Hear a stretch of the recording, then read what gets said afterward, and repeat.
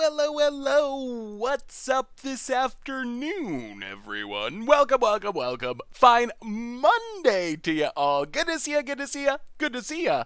What is up, Zaldazak, Admiral Blastos, Etum Palazzo, Minuta, Chris Wang, Ziv Zion. How's everyone doing today? Hopefully, Mr. Finkles. Good to see you. Thank you for the resub, by the way. Welcome back to the Fishbowl. Big super cheer for you. Darvish, Canadian Prime Minister Jaguar, Tep Walrus, Juggle Freak, Joe Quiznos, Taylor. Hopefully everyone had a good weekend, whatever you may be doing. And it's standard time, more Ikoria standard, and companions, of course. I mean, you kind of just gotta play companions at the moment. Maybe. We'll see, possibly, but we're playing companion decks today. Let's Aristocrats and Fools who aren't expecting it. I'm really excited to try. This is very different than the old Aristocrats deck, so I'm excited to give this deck a shot. Also have another one we might try. We'll see if we have time. But this mono black Yamori Devotion deck, all creature mono black devotion in the main deck anyway. Hey, what's up, Brian Okafor? How are you? Is Fiend Artisan gonna get banned? I don't think Fiend Artisan's gonna get banned. I would be surprised if Fiend Artisan got banned, but maybe mono green burn for standard. Ooh, I want to play mono green burn with Galta and Pioneer just to be funny. Goat is truth. Welcome to the Fishbowl. Thank you so much for your subscription. Big soup cheer for you. I mean, that looks really funny, and it's super cheap. It's about as cheap as it gets. If you can get a huge gate breaker and draw a couple ram throughs, you can just literally ram your opponent. Ram tribal. I mean, it's definitely kind of a meme idea, but it's the mono green bird thing. It's built around this ram through card where you fight a creature essentially, but then the damage goes through to the opponent. So if you get something massive, you can burn them out potentially. Yeah, I don't think Feed Artisan would actually get bad. So hopefully everyone's doing well today. We are going to have some standard fun, starting with Aristocrats, maybe playing multiple decks though to see what happens. Mana looks rough for Hunted Witness turn 1. Would change it with Serrated Scorpion. Yeah, I mean, you could. We don't have that many turn 1 Haunted Witness sources, although it is really sweet with Fiend Artisan. I think is probably the biggest upside. I don't know the right way to build it exactly, but we're gonna give it a try and have some fun with it. So let's do our reminders, talk about this deck, start playing some Magic, Plain Bread, and Meet Goliath. Welcome to the Fishbowl. Thank you so much for your subscription. Big soup cheer for our new subscriber. When Straight Scorpion dies, it deals 2 damage each opponent. You gain 2 life. I mean, you could almost be mono black. You just don't have a Cruel Celebrant type payoff, is what you're missing in mono black. Do you think Garuda will be banned? No, I don't. I still think Garuda's pretty. I think it's beatable. It's obviously insane, but Sheller David, welcome to the Fishbowl. Thank you so much for your subscription. Big soup cheer for you. I feel like it's glass cannoning, so if you could just like counter it or Grafdigger's Cage it, you could beat it. I feel like it is really consistent, and maybe that's the reasoning it's banned, and it is super annoying to play against, but I also feel like it does kind of fold to a couple pieces of interaction, so it doesn't feel like super unbeatable to me yet. Garuda's expensive, has toughest restriction. Have you seen the Garuda combo decks? How many of you, raise hands chat, how many of you have not seen Garuda combo? Maybe if you haven't actually seen Garuda combo, maybe we should just play that deck. El Retato, welcome to the Fishbowl. Thank you so much for your subscription. Big soup cheer for you. Oh, you actually haven't seen it. Oh. Well, maybe we gotta play Garuda, because Garuda is. So many of you haven't seen it? Oh. Well, Garuda might be the most busted deck in Standard right now. Well, and I figured everyone had seen it, because I've seen a lot of people talking about it on social media. But if people haven't actually seen Garuda, maybe we got to play the Garuda deck just so you can see how ridiculous it is. You can go different colors. Bant, Sultai. There's a bunch of different ways you can potentially go about it. The Bant version is, I mean, we'll play a couple games with it. We'll still play Aristocrats. The thing about the Garuda deck is it does get old really quick because it does one thing. It's kind of like a Belcher style deck, essentially. Basically, it's like an all-in combo deck, but we'll try a couple games with it, so you can see what it does if you haven't seen it. All right, reminders. We got to do reminders. First, replay YouTube. That's where you find all the old streams, including this one in the future. Normal YouTube. We played some Land Destruction for Bunch of Brew last night.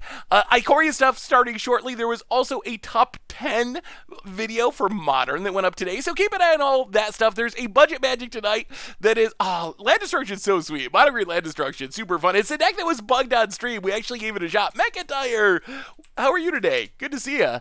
A reminder that our ever awesome sponsor is Card Kingdom, and maybe you need some Ikoria cards. You can pre-order them now over at cardkingdom.com/MTGGoldfish, and even grab a free Scoop Soldier sticker. Just let them know in your order notes that you want one. They'll hook you up for free, so thank you to Card Kingdom for supporting the stream.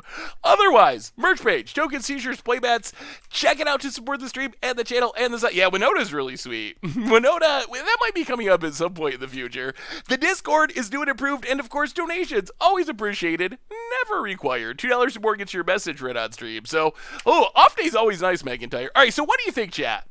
What do you think? My initial plan, I figured everyone had seen the Garuda deck. So my initial plan was we were going to try Lurrus Aristocrats, but then a lot of people haven't seen the Garuda deck. So I kind of feel like we should play a couple games with the Garuda deck and then play Aristocrats. But it's really up to you. A game or two just to see how it works. All right, we'll do a game. We'll do a game or two with Garuda. We'll do a game or two. So the idea of this deck is really simple. What you're doing with the Garuda deck is Lurrus first. All right, we said Aristocrats. Let's start with Aristocrats. But we will try Garuda during the stream. That makes sense. Wait, Garuda first or second? Maybe it's better second. We already have stuff. Everyone came here expecting Lurrus Aristocrats. Okay, we're going to start with Aristocrats, but we will play some games with Garuda. So, since we're already set with Aristocrats, we're going to start with Aristocrats. Well, I thought my mind was made up. I thought we were playing Aristocrats. I didn't think Garuda was even a possibility. Thank you, Meister.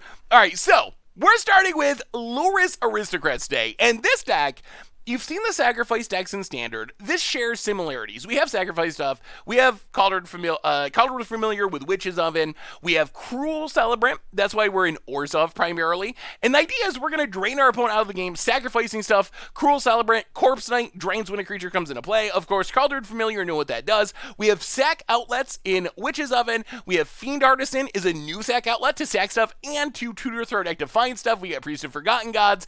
The big new deal with this deck, though, is, as you can see, all of our permanents cost 2 mana or less. That is because we have Lurrus of the Dream Den as our companion. So Lurrus just lets us cast something, a permanent with converted mana cost 2 or less every turn. So that means we can get back any creature in our deck or our Witches of it. So the idea is this is going to come down after we kind of get things set up and just start this graveyardy value chain. Someone mentioned Gruesome Menagerie. Well, we have Call of the Death Dweller, which is basically just better in our deck, reanimating 2 creatures with total converted mana cost 3 or less, so we can get back a 1-drop and a 2-drop for just 3 mana, and we even get to put a death count, a touch counter, and a menace counter on them. So that's the idea of the deck. Basically, synergistic sacrifice, but everything costing 2 or less, so we can have Lurrus as our companion. Sideboard, Harshbringer, really good against the Garuda deck. Mire's Grasp is pretty funny. We can keep casting it to kill small creatures against aggro. Bunch of other removal options that are not permanents, because we need them not be permanents for Lurrus. So that is deck 1. Yes, Lurrus Aristocrat value. Let's give it a shot and see. What has your experience been? Hey, what's up, Dragonsbait? How are you? What date does Ikoria come out in paper? So the current date of Ikoria in paper is... why does it always go to bot match? Why, Arita? Wait, that's not ranked.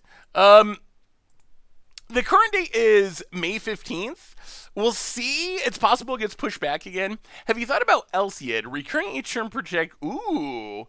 Elsiad could be a really good 1-drop for the deck. Yeah, the set is out in Asia Pacific region, but not in anywhere else. Europe, North America, South America. Yeah, I think Asia has recovered from the pandemic, at least some places, a lot quicker than any place else. All right, this is fine. I mean, a lot of cheap stuff, lands to cast stuff. Eh, hmm. Let's just cast Lockwingo. Whisper Squad is another sweet new addition. Does Hush stop the triggers? It does, but if it means not losing to Garuda, it is worth it, I believe. Let's see. We can play this. We can sack this. Let's. All right, play the land. Let's just Cauldron Familiar, Hunted Witness. Start the 1-1 beatdown. Love I was able to catch your stream, made my day better. Hey, welcome, Go Waffles. So how was everyone's weekend? Did anyone actually get to play Magic? What have you all been playing on Arena now that we have Ikoria? How do we beat Garuda without triggers?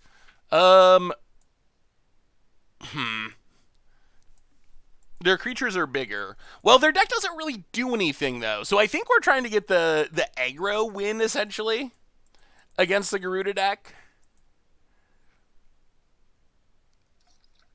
A tiny dirty pony. Welcome to the fishbowl. Thank you so much for your subscription. Big soup cheer for you. How are the real person drafts? Or have you still been doing bot drafts? Now let's Cruel Celebrant, Whisper Squad, pass the turn. Opponent's going to have big scary things. 3 of my first draft, so I threw away all my winnings to play 4 more. That's how drafting goes. I've done the same thing. Hushbringer does not stop clones, but it would stop Garuda's Enter the Battlefield trigger. Yeah, we could just like chump and chump and chump and hopefully last a while. Ugh. Well, what do we do about this board full of nonsense? Opponent! A dirty pony with a gift sub to Thomas Flash. Welcome to the fishbowl. Thank you so much for your subscription. Big super cheer for you. Thank you. All right, let's play Cauldron Familiar. Pass the turn. I mean, we could chump block, but if they can Embercleave, we can't actually beat Embercleave. Yeah, the Scorpion might be worth it. Deck list is available there. We're trying out Lurrus in Standard. Lurrus, I still think Yarion. Yarion is the #1 companion in my book. Ooh, Flinging Riley does sound really fun. Hey, thank you, Donny Make Cry.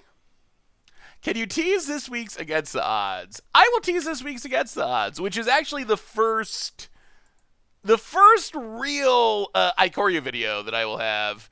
But all right, so I will say it is Ikoria to the max. It is literally Ikoria to the max. Everyone's playing this deck? Oh, that makes me less excited about playing this deck if everyone's playing it. Well, let's Fiend Artisan. Pass the turn. Yeah, pass the turn. Yeah, Yarion's so good. Do you think this is a tournament deck? I mean, possibly. It's really easy to know, or really early to know, what's going to be at the top of Standard. All right, so opponent's going to kill Fiend Artisan. We get to drain him with Cruel Celebrant. We can always Clothis, okay. That's not great. Gallia, also not great. I feel maybe this deck isn't very... How do we beat this? What does our deck do here? Like, how do we possibly beat what our opponent's doing? Hey, it's a Cauldron Familiar. So, Gutter Bones. Cauldron Familiar. I mean, we're playing 1,000,001 ones, but they're not doing anything. Yeah, Flash I think can be decent in standard. A Luna instant win combo. There's a Luna instant win combo? Ooh, wait, a Luna. How does this wit actually work? Whenever this creature mutates, exile cards from the top of your library until you exile a non-land permanent card. Ooh, I didn't realize it was worded that way. All right, yeah. Things are getting worse. Opponent goes to combat. Attacks.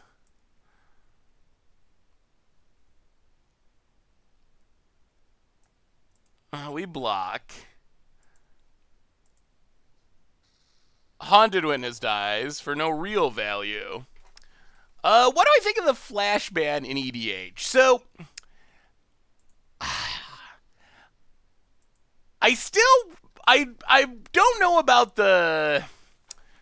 I don't know how I feel about the precedent that I think it sets. That is my main concern.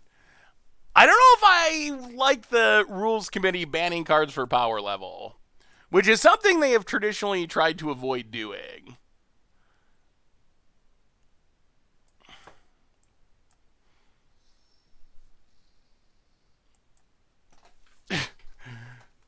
This feels like a unwinnable matchup. I don't think we'd beat this.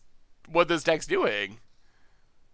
So far, very unimpressed with this deck. Or maybe our opponent's deck just lines up with our deck very well, but well, we will block.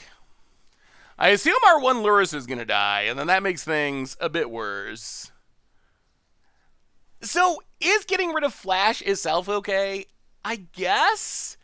I still feel like, well, Haunted Witness, Gutter Bones, Witch's Oven. I mean, maybe we just stall out for infinity and win eventually. Pass the turn. So I feel like banning Flash itself is okay. The problem is, I feel like it just keeps going. Like, I wish that CEDH and EDH were their own formats. That's basically. Because I feel like I've played a couple of matches of CEDH recently. So what I would assume happened is you ban Flash, but then you got to ban like Demonic Consultation. Then you got to ban, I don't know, whatever, Doomsday. Then you got to ban, and pretty soon there's like 40 cards or 100 cards banned that are fine for casual play because they're obviously broken if your goal is going to be to try to win on turn one. So is it really just CDH? Yeah, I think it's really just a CDH problem. I don't know, maybe you have playgroups that are different. I have never had anyone cast a Flash in Commander Clash. So I personally have not had that experience with it. Well, I feel like it's a pretty big ban because of how far outside the norms of Commander bannings it is. I feel like in general, Commander bans have been based on not on power level, but keeping the format fun. Phyrexian Manadork, welcome to the Fishbowl. Thank you so much for your subscription. Big soup cheer for you. So having a card banned just based on power level, I think is interesting. We might be playing Zidra in the not super distant future. That's a possibility. Opponent gets a million triggers, grows their dorks. Another Zertar Goblin. Grows Pelt Collector. Well, we sack, gain a life.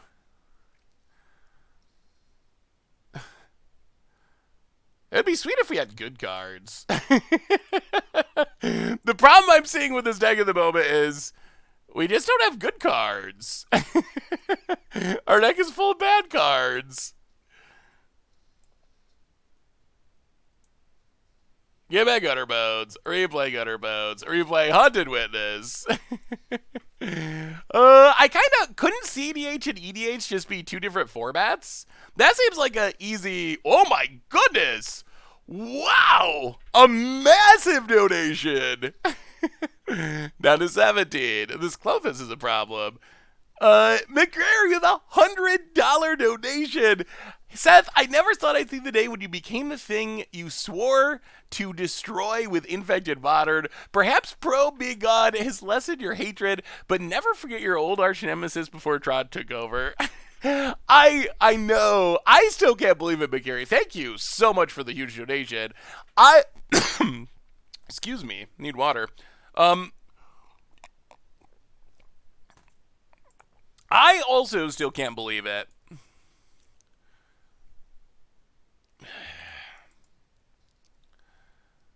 How do we win? Is there any way we win this game? Or do we just do this forever until our opponent draws Embercleave? I feel like that's where this is headed. We just like stall and stall and stall for no really meaningful value. Is there a pathway towards victory? I'm not sure that there is. Opponent's going to take up. But the cost of the deck made it appealing, just being so ridiculously cheap. The thing is, we don't even have like a sack our entire board plan. If we play Fiend Artisan and gets killed by... If we play Fiend Artisan, it dies, unfortunately. So we can get back the cat, which triggers Gutter Bones. We can get back Gutter Bones. I mean, we did what the deck's tried to do. It just doesn't seem very powerful. At least in this matchup. This is the first game we've played with it. In fact, grabbing Seth, yeah, being $35 was a big appeal. Can't play Bontu, can't play Woe Strider because of Lurrus. So we can only play permanents that cost 2 or less. Opponent with the big attack. Discards a land. I'm sure that's what they were hoping for. Alright, I think we're actually just going to go to game 2. I don't think there's... Well, alright, we'll wait, I guess. I don't think there's any way we can win. I was a bit disappointed in the fact video when you commented on the cost of opponent's deck when the cost of yours was a self-imposed limitation. Yeah, I guess I was trying to reinforce how cheap our deck was because it was so, even for a budget deck, it was so outside the norm. So I thought that was like the main interesting aspect of the deck. Well, Cruel Celebrant, Fiend Artisan. Pass the turn. Well, sack a cat. Drain our opponent. Get back the cat.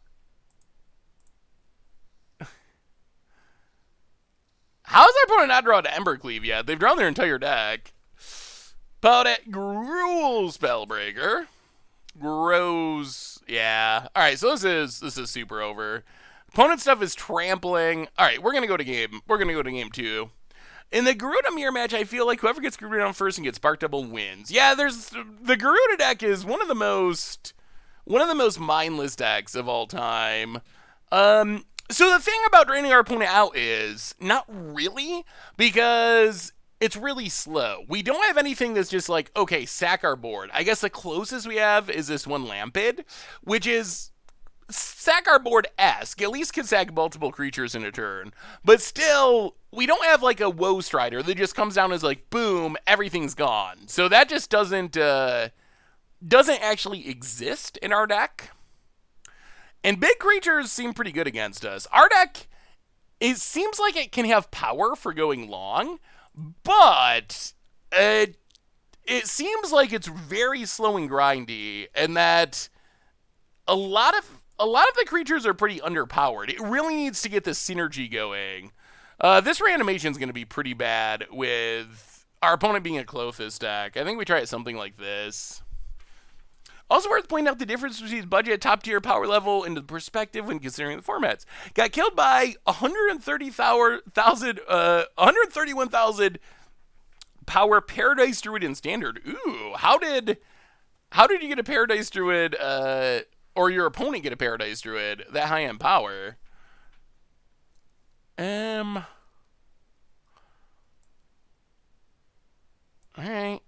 Sure. Oh, Catalog Wingo. Arena lets you sideboard in cards that break companion restriction. So you can sideboard in whatever you want, but you will not have a companion if the deck you submit for that game is not legal. Gallia. There's gonna be a wrap up. There's gonna be a wrap up video on the Seven Dwarves. On the Seven Dwarves thing. Well, we can play Haunted Witness, Cauldron Familiar, Sacrifice. Opponent says good game. Really? This just beats them? This is the secret after how bad the first game went? Get rid of Gallia. Cauldron Familiar. Witch's Oven. Temple of Silence. I mean, okay. Maybe Priest of the Forgotten Gods is the card that we needed. Pass the turn. Yeah, Priest does feel pretty good. You should give Simic Ascendancy. Simic Ascendancy with Ozolith is on my list. That is definitely something I plan on trying. Bode, combat. Gets it. Hits us. Sure. Yep. Down to 17. Well, sad Cauldron Familiar. Get back, Cauldron Familiar. Chuck the Yak! How you doing today, Chuck? I feel less depressed. No dabbing required. Whatever. Something like that. That one's for you, Chuck. Welcome back to the Fishbowl. Thank you so much for your subscription. Big super cheer for our new subscriber. All right. Get it back. Whisper Squad. Haunted Witness. Sacrifice. Maybe they do just lose to Priest. Sack you. Actually, that's silly. Go to combat. Attack. Hit you. Down to 13. Sacrifice. Haunted Witness. Sacrifice the token. Okay, this is feeling better. Sacrifice. Drain you. Get a token. Get rid of Spellbreak. Oh, Myers Grasp seems good. Yeah,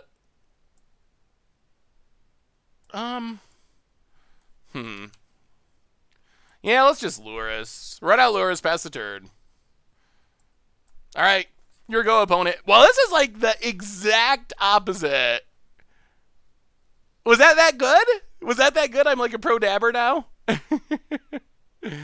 Mothra. See, I think that offers some potential too.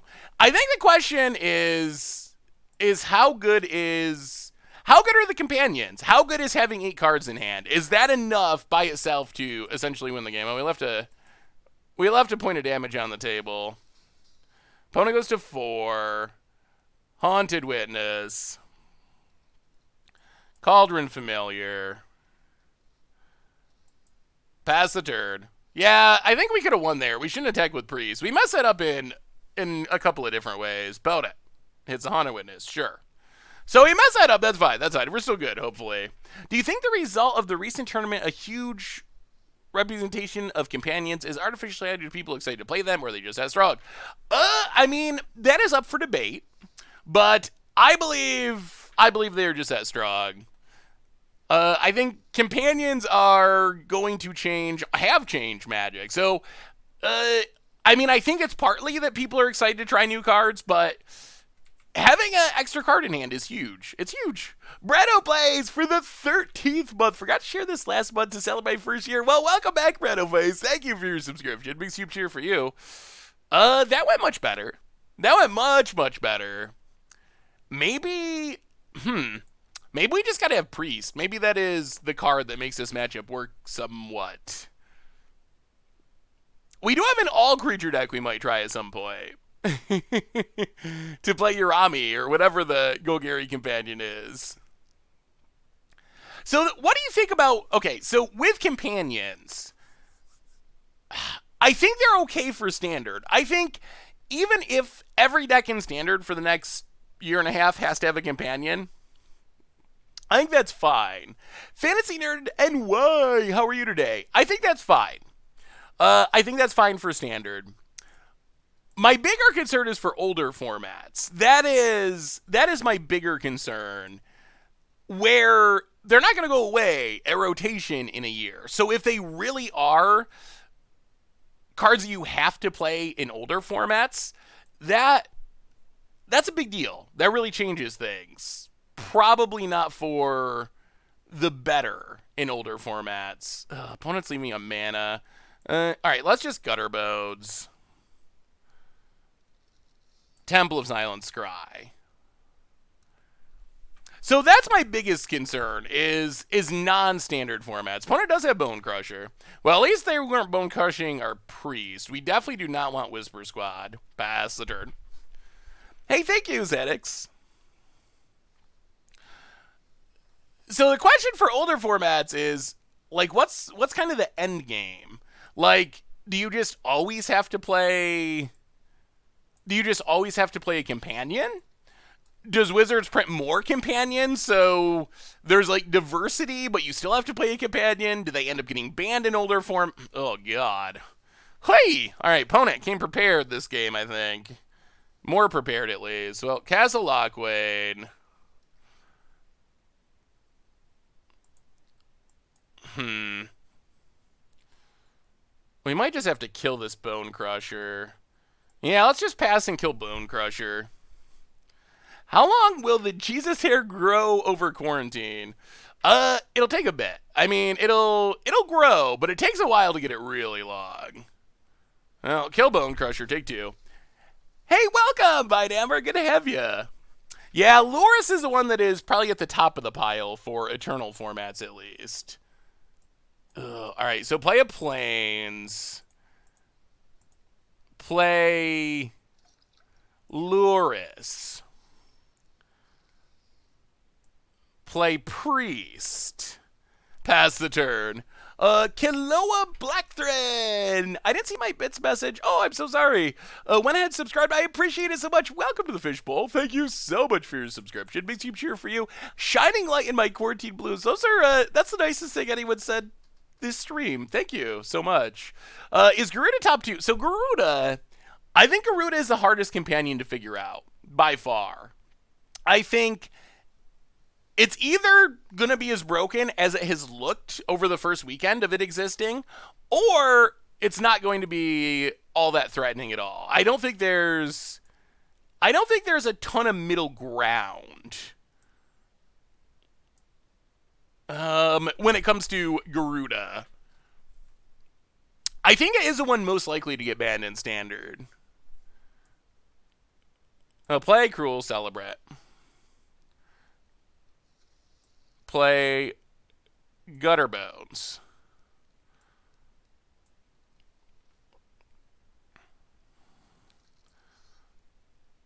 Play Castle Lockwain.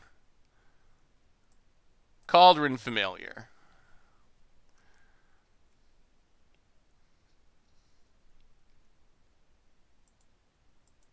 And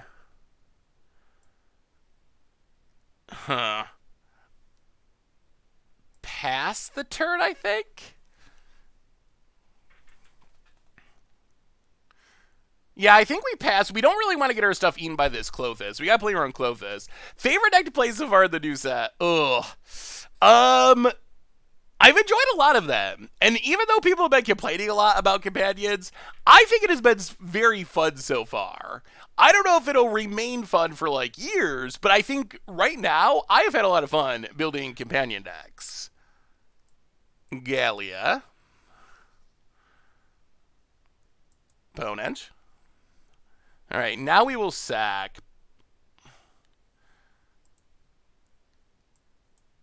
Gutterbones, Cauldron Familiar. Drain. Gain some life. The deck's feeling a lot better this game. Opponent. Sacks Gallia. Ooh, Witch's Oven. All right, untap. Witch's Oven. Cruel Celebrant. Cauldron Familiar.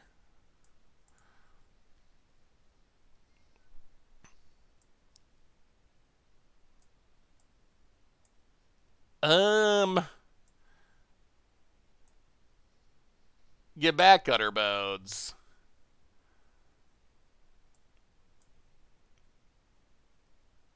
All right, let's keep playing around stuff. Pass the turn. Pass the turn. Be conservative. Be safe. Safe and conservative. Yes, Girlsmith. This is the Twitch channel for MTGGoldfish.com. I'm Seth, probably better known as Saffron Olive. Content manager / producer / etc. at MTG Goldfish. Wow, opponent's getting frisky. Huh.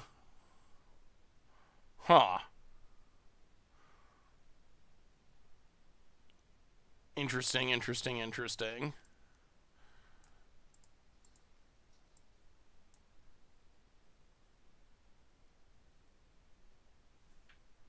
Block sack. Get a food. Trigger. Yeah, how do you get a barrel of oil? Does anyone know? I mean, they said that barrel of oil is $2.50. How do I actually get one of those? I have no idea what I do with it, but how do I actually physically take possession of a barrel full of oil? My first thought was try to somehow take the crude oil and make it into beard oil, but apparently that's a dangerous process according to Twitter. More just is so cheap. It's just hilarious. You buy a barrel of oil for $2. That's like free. That's like I spend more than that on a cup of coffee. Like, and you could get a barrel? Like, the barrel's got to be worth more than that. You could probably empty out the barrel and sell some of the oil-free barrel. Just, like, dump the oil somewhere and sell the barrel for, like, sell it on eBay. I don't know how you actually get them, though. Rado Grinder for the 5th month. Happy April 20th to you, too. Welcome to the Fishbowl. Thank you so much for your subscription. Big super cheer for you. I'll play the Swamp. We will replay Witch's Oven. Thanks to Lurrus. Man, Lurrus, recasting Witch's Oven, sweet. Good game. We will get back Cauldron Familiar, sacking the food to drain our opponent. That lets us get back Gutter. Oh, that was in hand. And then we can Priest, target you, sack Cauldron Familiar, Gutter Bones. Get a pile of triggers! Aristocrats! It's working! Drain. Draw some cards. Gates of Life. Play Fiend Artisan. Haunted Witness. Gutter Bones. Replay Gutter Bones. Go to combat. We've played through Graveyard Hate too. Oh, okay. That actually felt good. That actually felt really good. Is this the best deck in Standard? Jay Zoller! We're playing Real Magic for the 43rd month. Welcome to the Fishbowl. Thank you so much for your subscription. Big super cheer for you. For all talk about companions, I'm wondering your personal opinion on whether they're broken or not. Can the Standard meta adapt to them? What about Modern, Legacy, and Pioneer? All right, my personal opinion on companions is I believe they are actually broken. Standard, I think that they will be heavily played for as long as they are legal, but Standard rotates, so that's fine. It's not really, to me, in Standard, I don't think it's any different than, let's say, Nissa, or 3-mana Teferi, or something like that. Like, are those cards busted? Yeah. Do they get annoying after a while? Definitely. But they'll rotate, and then everything's good, and we have new busted cards. So I'm not really concerned about Standard, period, regardless of... the only one that I might be slightly concerned about in Standard would be Garuda, but I still think that Garuda, if you play counter spells, you can beat it. So I don't know. I feel like Garuda can be kept in check. So I'm not really concerned about Standard. I am very concerned about older formats where there isn't a rotation. So if you have to play a companion to be competitive, that theoretically would happen forever. So I'm more concerned for sure about older formats than Stand. All All right. Well, that was a few mulligans, just a few, a little bit of mulliganing. Hey, happy 420 to you, Bennymon. We will keep 5 cards. Land to the bottom and let's go one Cruel Celebrant. Maybe we can keep 2 lands. 2 lands? Yeah, let's just keep 2 lands. That's fine. We'll keep all the creatures. Buy oil, dump oil, kill Garuda. So if you want to beat Garuda in Standard, I feel like the best sideboard cards are Hushbringer, assuming your deck isn't built around Enter the Battlefield triggers. That's number 1. Number 2 is Grafdigger's Cage, is actually insane against it. That's the non-counter spell package. Otherwise, Essence Scatter, cards like that, Mystical Dispute, I think are very good at answering Garuda. What is the meta right now? Everything seems so diverse and insane. Diverse and insane is a good way to put it right now. We're definitely very early, so we'll see how things shake out once they're more known. But Leyline does not work against Garuda, not at all. It is worded in a way where you will exile the cards and then it'll reanimate from exile.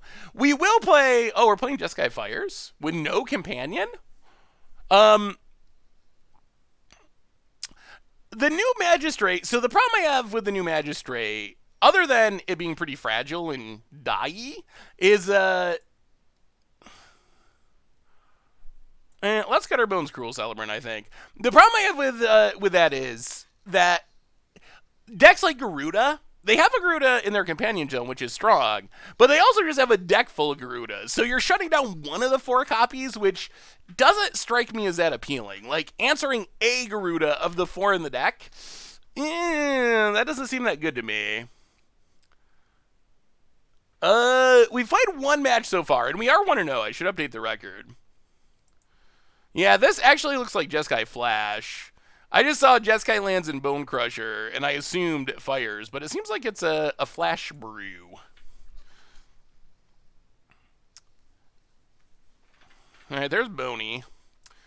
Boney McCrusherton.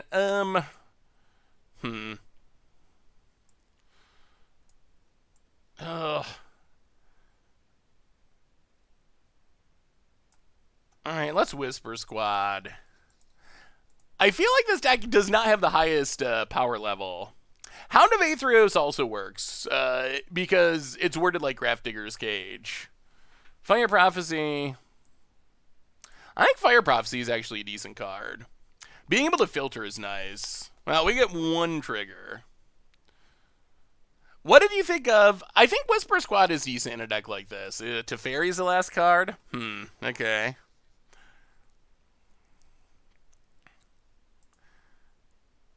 Gonna bounce the Gutter Bones. Okay. Sure. Opponent combat. Well, we get to keep whispering. This was on the Moldify too. Well, thin the deck, Whisper Squad. Hey, what's up, little Sraffle? How are you? Good to see you. I'm sure I butchered your name. My apologies. That's not very good yet. All right, let's just Fiend Artisan. That's our highest upside play for the long term. If our opponent doesn't have more removal. Okay. Whoa! Main phase! 3 mana cycling. We are okay with that. And opponent tapped their red mana, kind of. Opponent takes up to Teferi. Gucky! Welcome to the Fishbowl. Thank you so much for your subscription. Big soup cheer for you. Does our opponent actually draw into a removal spell? Sort of. Brazen Borrower. Opponent attacks. Well, no blocks. We would like to kill this Teferi.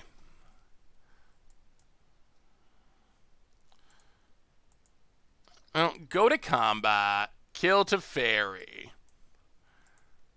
Drawing 2 planes is actually awkward. Lemmywigs, welcome to the Fishbowl. Thank you so much for your subscription. Big soup cheer for you.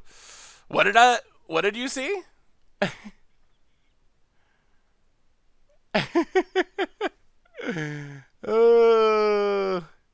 what's up, up, King Jake? How are you? Gallegos, welcome to the Fishbowl. Thank you so much for your subscription. Big soup cheer for you. Blue Eyes So Muria from Much Magic is my favorite modern deck. Do you think you should run Yarion? Yes, 100% for sure. You actually obviously have to add some lands, but I would probably you have to add at least like 8 lands, I would say, and then the rest you can play more ETB stuff. The deck is synergistic, I think, but not super high in just raw power.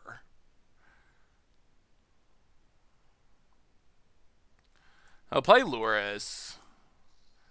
Gutter Bones. Pass the turn. Legion War Boss, sure. That's actually good for us, because we can start eating... Oh! That's what's... Why are they playing Cutthroat? This is a Winota deck, isn't it? Why are they playing Cutthroat in their Winota deck? That's odd. That's very odd. Yeah, we will play some Yariad Soul Herder at some point. Fabled Passage is good. Play Fabled Passage, crack Fabled Passage. Get a Swamp. Oh, Flibblethip, yeah. I don't know. I think that's when Art's missing. Flibblethip shows up. Fiend Artisan. Cruel Celebrate.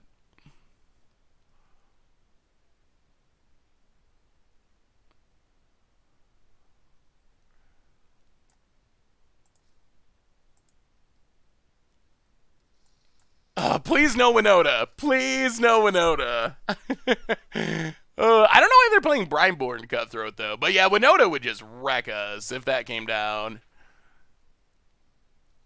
No attacks. Pass turn.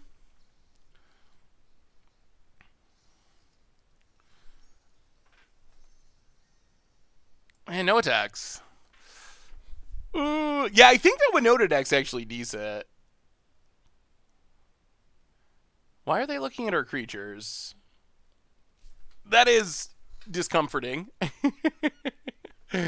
Oh, just a land. All right, opponent. Don't scare us like that, opponent. Attacks, attacks, attacks. Yeah, please do that. So opponent attacks.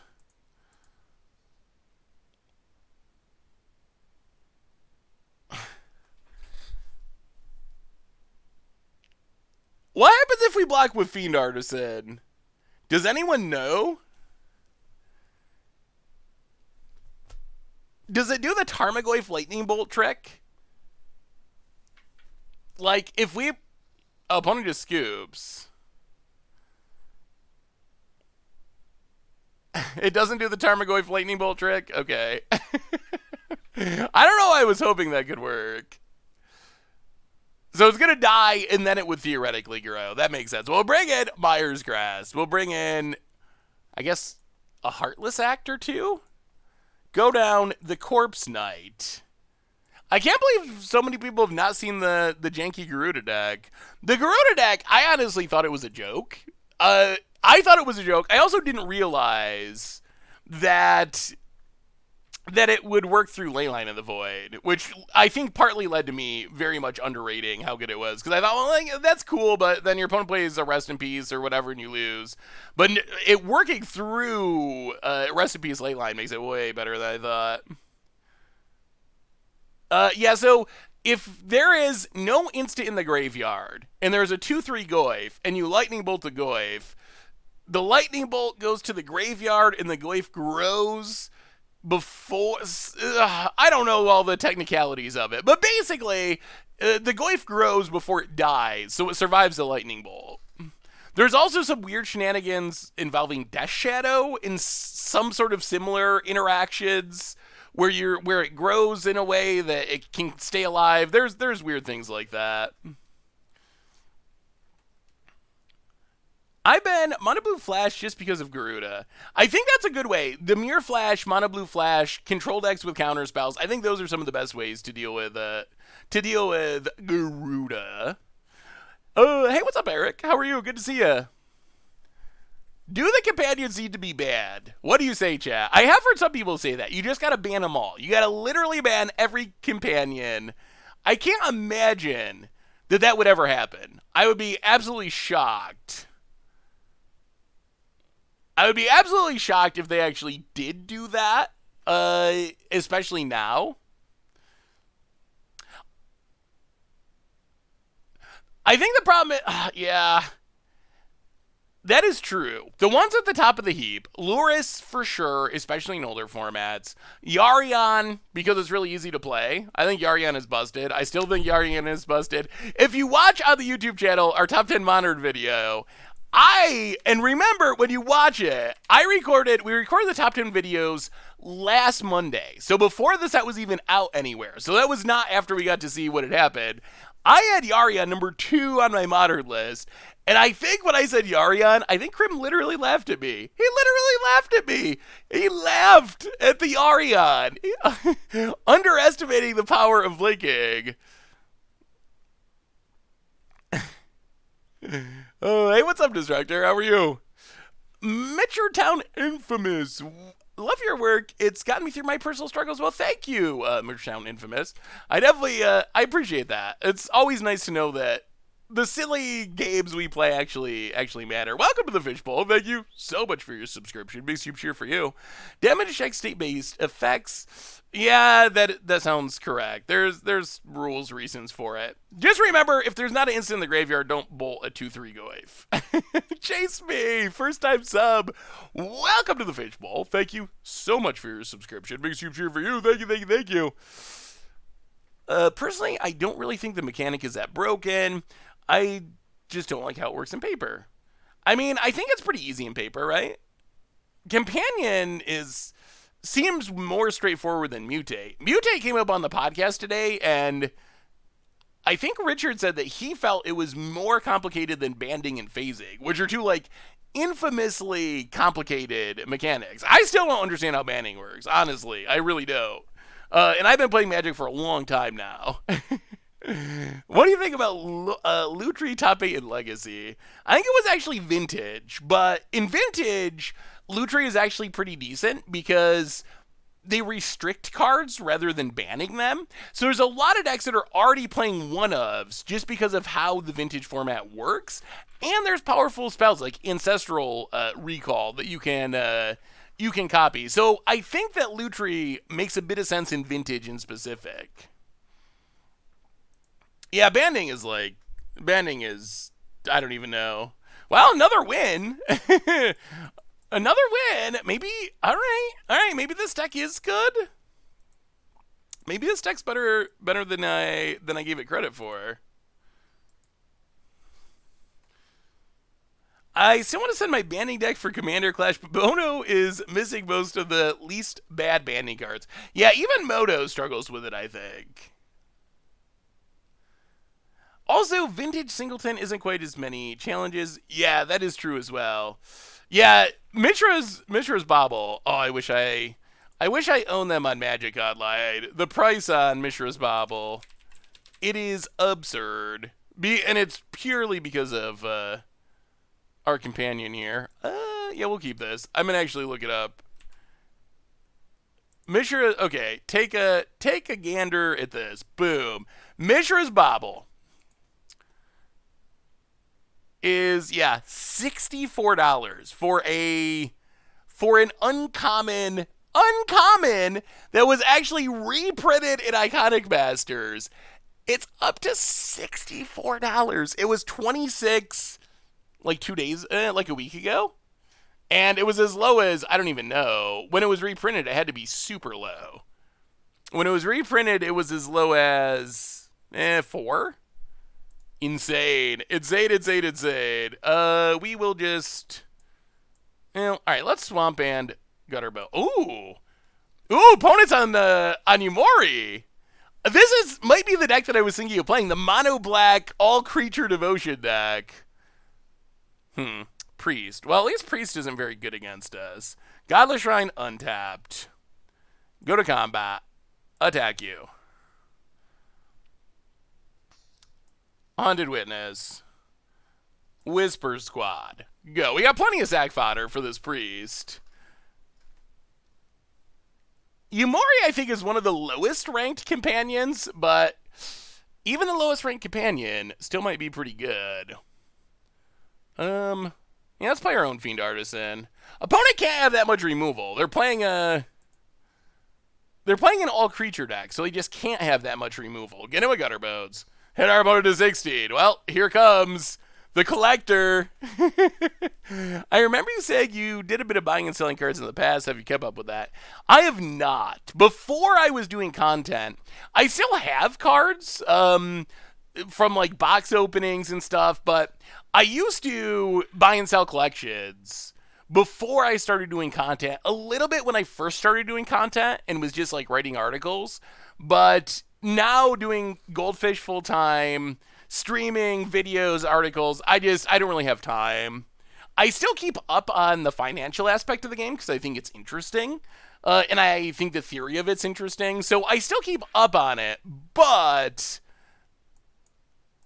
yes, I don't really actively participate at this point. What's the best thing we can Fiend Artisan for? Hey, what's up, Nate Fennelly? Is there anything good? You think the deck's a lot better than the Rakdos version? It might be. It has felt decent.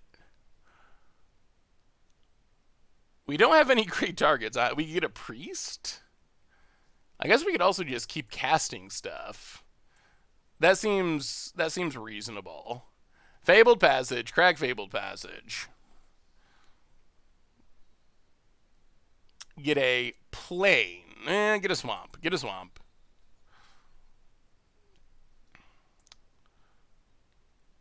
Cruel Celebrant.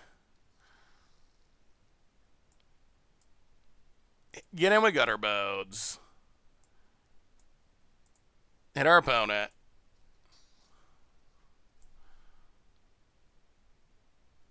Fiend Artisan take 2? Pass the turn? I mean, if our opponent kills our stuff, it's going to go really bad. One thing I've never done is speculate on cards. That especially cards that I played. I guess I have like when we knew that the buddy lands were coming back and they were announced, I did buy like some on Moto and stuff, but I have never been a speculator. Even when I was doing finance, what I did was buy collections off Craigslist from people that just wanted to get rid of them, and then I would do all the work of like sorting them and buy listing them and hopefully get more than I paid for them. So I never have been someone who did like individual card speculation outside of, like I said, like some rare cases on Moto. And never related to cards that I'm playing, because the tiny amount of money that you could potentially make is just not worth the backlash that would inevitably happen when people heard about it. Like, there's just, and it just feels wrong to me. Like, just ethically, it feels wrong. It feels like a pump and dump type thing. Spirit on the Run, welcome to the Fishbowl. Thank you so much for your subscription. Big super cheer for you. Most expensive card in my collection is a Beta Demonic Tutor that I got out of one of Missouri MTG's grab bags. Did I see the professor's video about fetch lands? I did see Prof's video on fetch lands. My question with fetch lands, and I agree with a lot of what Prof said. My question when it comes to something like fetch lands is, what would make people happy? Like, what actual price would make people happy? That's what I feel like I never get a... I feel like a lot of people don't actually have an answer for that for the most part. All right, so this is actually going to be a sweet turn. We can Corpse Knight. Then we can Fiend Artisan. Sack Haunted Witness. Trigger. Get a... Are we timing out? I think we're timing out. Oh, wait, we are. Cauldron... Oh, no. Get a Cauldron Familiar. Trigger. Attack. Oh, we're definitely... Why are we timing out? I gotta stop talking so much. Get him a Gutter Bones. We have a new donation from... And I will read all the Fetchland comments, because I'm actually curious about this. We have a new donation from... Yeah, pass the turd. Jay Zoller, seems like you are forgetting your famous speculation. Oh, that's true. That the one time. Oh, the one time I actually actually speculated. Now you know I don't speculate. It was a disaster. The Crucible of Fear Dragon disaster. Thank you, Jay Zoller. Avogrado with the $10 donation. Thanks for getting the VOD up on YouTube last Friday. Even though the sound was rough, I promised a donation. Thank you for everything. Well, you're welcome. Thank you for the donation, Avogrado. And yeah, I took it back down. It's going to be re-uploaded, hopefully with fixed sound. Thank you so much for the donations. All right, we have to not time out. So play this. Play... If we just attack, opponent blocks.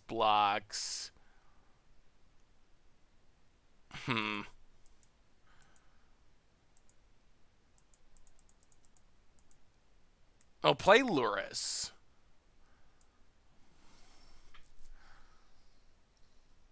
Play Haunted Witness. Drain our opponent. Fiend Artisan. Sack. Haunted Witness. Drain our opponent. Get a token. Drain our opponent. Get a Haunted Witness. Drain our opponent. Down to 4. 1, 2, 3, 4, 5, 6. 1, 2, 3. Opponent blocks. Eh? Oh, they have lifelink. All right, no attacks. Pass the turn. All right, next turn. I think we're grinding him out. $5 fetches, $20, $100 for a new set. No huge print demand. 15, 20. I think that going to $15 to $20 for a period of time is something that is possible and likely with a reprint. That seems reasonable to me. That's basically what happened, and I guess close to where the cons fetches still are after getting reprinted. Yeah, opponent can't really go sweepery, or they're gonna die to our Cruel Celebrant. But if they don't do something spectacular, and I don't think they can have a sweeper, I guess they could have Massacre Girl, but because they have Imori, they can't play any spells. Scorpion returns, drains. All right, opponent's fighting the fight, but it's a losing battle, I think. Stone Coil. So opponent just runs out everything, grows a dork. Okay, so we can we just combo kill? So we can Fiend Artisan, sack Haunted Witness, trigger,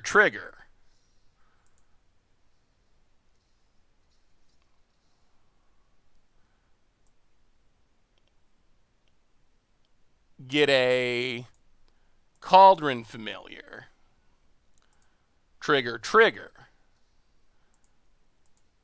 Fiend Artisan.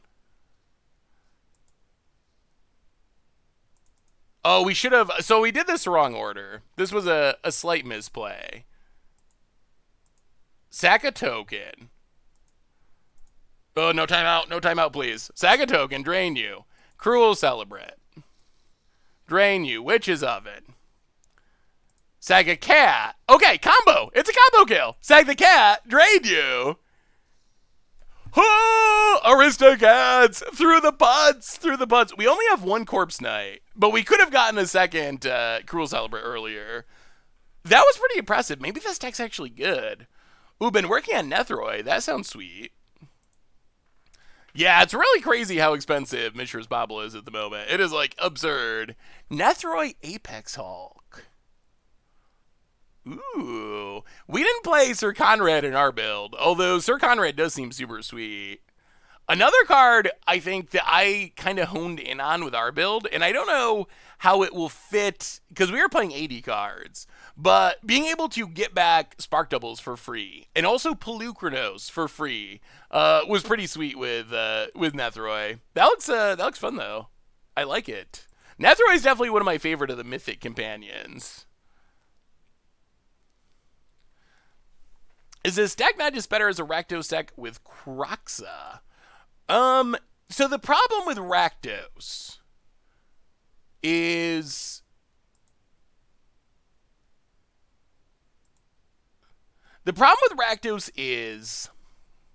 what are we cutting? One Corpse Knight, one Haunted Witness, one Lampid?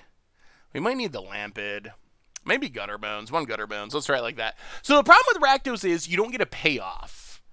If you want to have the companion, because Mayhem Devil costs 3 mana, Judas costs 3 mana. So if you want to have a Blood Artist type effect, you kind of have to be in white. I guess you could go 3 colors. Maybe it'd be worth considering going 3 colors and being able to put Kroxa basically into this shell. I do think that casting Kroxa every turn with Lurrus is sweet. I have seen people doing that. How do you like the new set? I've only played limited so far, but it's been pretty cool. I have very much enjoyed the new set. Definitely a bit concerned about Grafdigger's caging, eh? Definitely a bit concerned about the long-term health and future. Oh my goodness, these donations! What is going on? Oh my goodness, another $100 donation. Brace of Moxen, $100. Oh no, that's the worst draw. That's disappointing. $100 donation. Thanks for all the entertainment as well. Moxen, thank you ridiculously much for that huge donation. Oh, opponent's going to get themselves. They're going to get themselves. How much you want to bet our opponent sacks a creature into this Grafdigger's Cage with Fiend Artisan? I'm pretty sure that's going to happen. I feel like the odds are pretty high. Now, play a land, play Lurrus. This Grafdigger's Cage is annoying for us. Desi J, welcome to the Fishbowl. Thank you again for the donation. Thank you for your subscription. Big soup cheer for you. Ooh, Mardu. Woe Strider, okay. So, opponent... Gosh darn it. What are the chances we draw every Call the Death Dweller? After not seeing him, we've drawn him 3 turns in a row after our opponent played Grafdigger's Cage. I swear our opponent, the Magic Gods, do not want us to win this game. Thoughts on the Flash ban? Whatever. I'm fine with Flash being banned, I think. Little concerned about the precedent that the ban sets. I think a lot of things are Flash broken in CEDH, and if we're going to try to ban them, that's probably not going to work out well in the end. So I'm a little concerned about the precedent, although I'm fine with Flash itself being banned.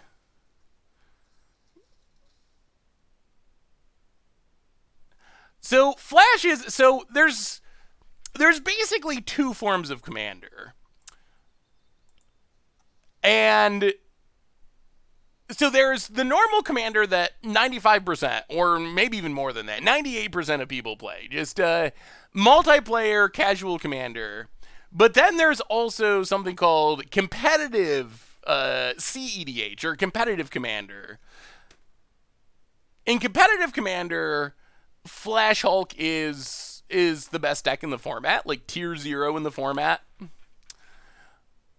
The problem is, the difference is basically philosophy. That is,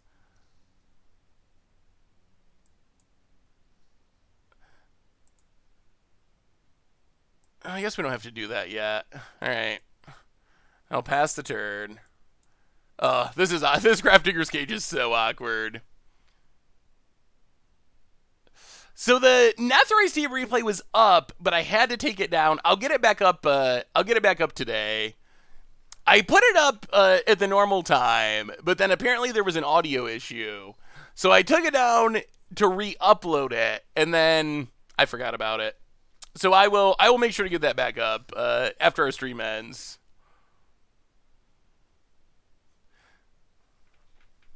Yeah, the planes have been obnoxious.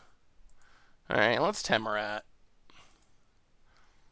I really wish we had not drawn all three Call of the Death Dweller.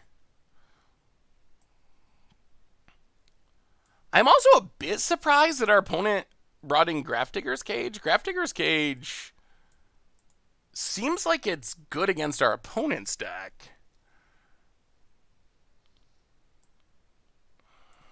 That's an issue.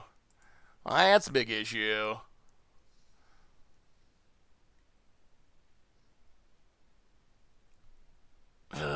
Yeah, I think our opponent got us this time.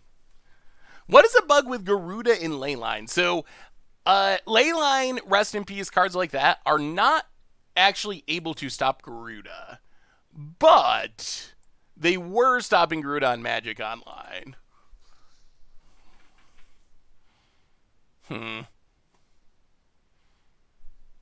Grafdigger's Cage. Yeah. We don't have a way to answer this. All right. We're going to go on to game.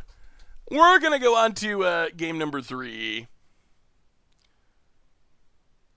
That's kind of my opinion about CDH versus EDH, is that I kind of would prefer it if it just had its own ban list. I know when I have talked to CDH players about that, they say it's the same format is the main argument that I've heard, that they consider it to be the same format. After playing CDH, it's tough. I mean, it is, I would say that CDH is legacy or vintage, while Commander Clash is like pioneer, maybe modern, something like that.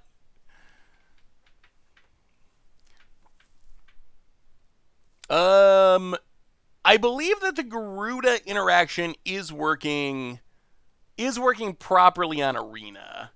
Yeah, we're going to get rid of this reanimation, which just does not work if our opponent's bringing Grafdigger's Cages.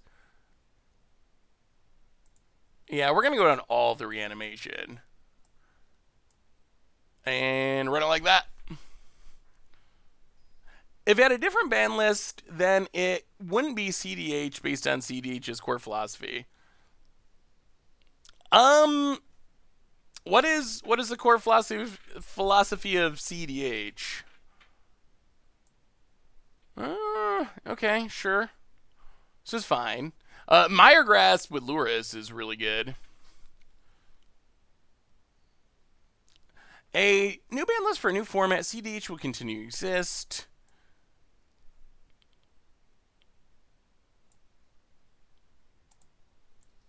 CDH will continue to exist. Just like people at FNM play standard casually, people at PTQs play competitively. I mean, I guess I can kind of see that argument. Although, I think there's... I don't know. It feels differently to me. The entire philosophy, to me, of the formats are different. Ooh, another serrated arrow. Or serrated scorpion. Well, block with the cat. Sack the cat. Get the food. I do hate that we're dirty cat players now, but...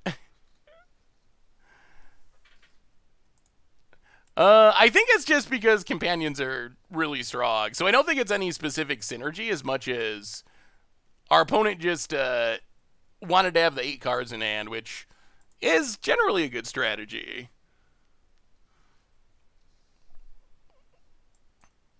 Well, let's add Cruel Celebrant to the mix and Cauldron Familiar number 2. Drain, you pass the turn. Opponent's going to need removal. Like, Cruel Celebrate, Cauldron Familiar. We'll get there. Red for life forever. Welcome to the Fishbowl. Thank you. Ooh, whoa, Strider. Thank you so much for your subscription. Big soup cheer for you. Thank you, thank you, thank you. Opponent. Because, yeah, I feel like Dexter just, like, the entire philosophy of CDH versus EDH is very different. Like, EDH...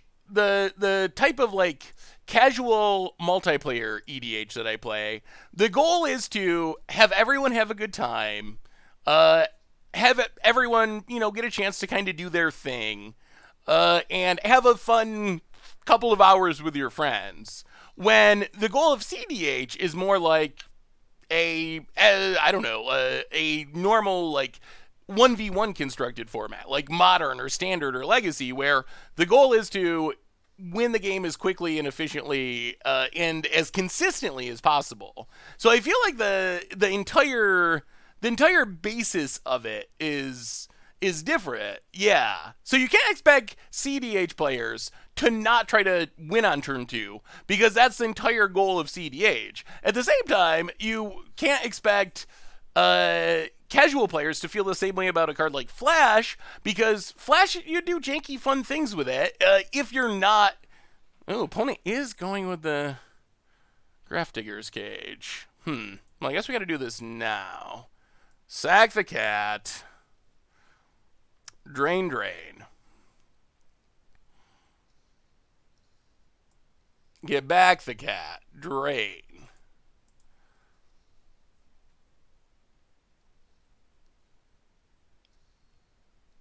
Yep. And opponent passes. Castle Hawkwing's a really good draw. Oh, Myers Grasp Lurrus is, like, so sweet in this matchup. Out of here, Woestrider. Castle Hawkwing. Play Lapid. And I think we're in good shape now. I think we're just outgrinding them. Get in. Hit you for 2. Opponent blocks. Do we have lethal? I feel like at limited, if you have Lampid in a big board, you just always have lethal. Grafdigger's Cage does only stop creatures, so we can still get back Myers Grasp. Ooh,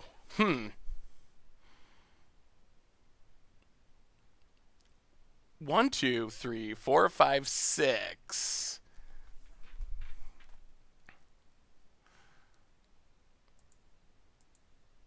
And let's pass the turn. I think we got it. I think we're where we want to be. I would recommend people to watch Playing with Power. CO CDH is trying to win very fast. Oh, I mean, I think CDH is a fun format. I just don't think it's all that similar to, like, casual EDH. I think to me, I feel like they're different enough that it wouldn't seem weird to me to call them 2 different formats and have 2 different ban lists. Although I know other people do disagree with that. Well, we're going to Intervention.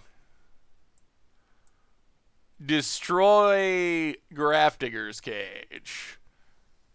And win. Our one of? Fun of? Out of here. I think the Ubamass combo's cute. I could definitely see trying that for Against the Odds. I do love locking people out of games of Magic. Drain you. And I think we just burn our opponent out. Cauldron Familiar comes back. Opponent down to 10. We untap. We sack Cauldron Familiar. 9, 8. Cauldron Familiar, 7. Haunted Witness. Sack you. 6, 5, 4. Okay. I mean, this deck is working. Drain. Down to 4. Sack you. 3, 2, 1. Oh, wait. It doesn't work with tokens? This says non-token? Oh, there it is. Okay. And then sack you. And that's the game. And that's Aristocrats. Even if our opponent goes up 2, they still lose, right? They go to 3 and then down to 0. 3. I don't think that saves them, though. Boom, boom, boom. 2, 1, and 0. And that's a combo. That is a combo kill. Whew. All right, so this deck actually feels pretty legit. What do you think? Would you like? Hey, what's up, Nisa? What do you think? Do you want to keep aristocrating Or do you... I promised that we would do at least a little bit of the Garuda deck. Because some people somehow have not seen the Belcher of Standard. Garuda. Alright, we can try the Garuda deck. It seems like most people are saying Garuda. I think it's pretty janky, but okay, we'll Garuda. Do a tutorial on how to build a solid deck. You should check out the YouTube. Check out the Brewers Minute series in specific. I agree that Garuda is annoying. Before you go to the next round, a reminder that our sponsor tonight is Card Kingdom. And if you need some magic cards, you can get them at cardkingdom.com. So, all right, I will update the deck list.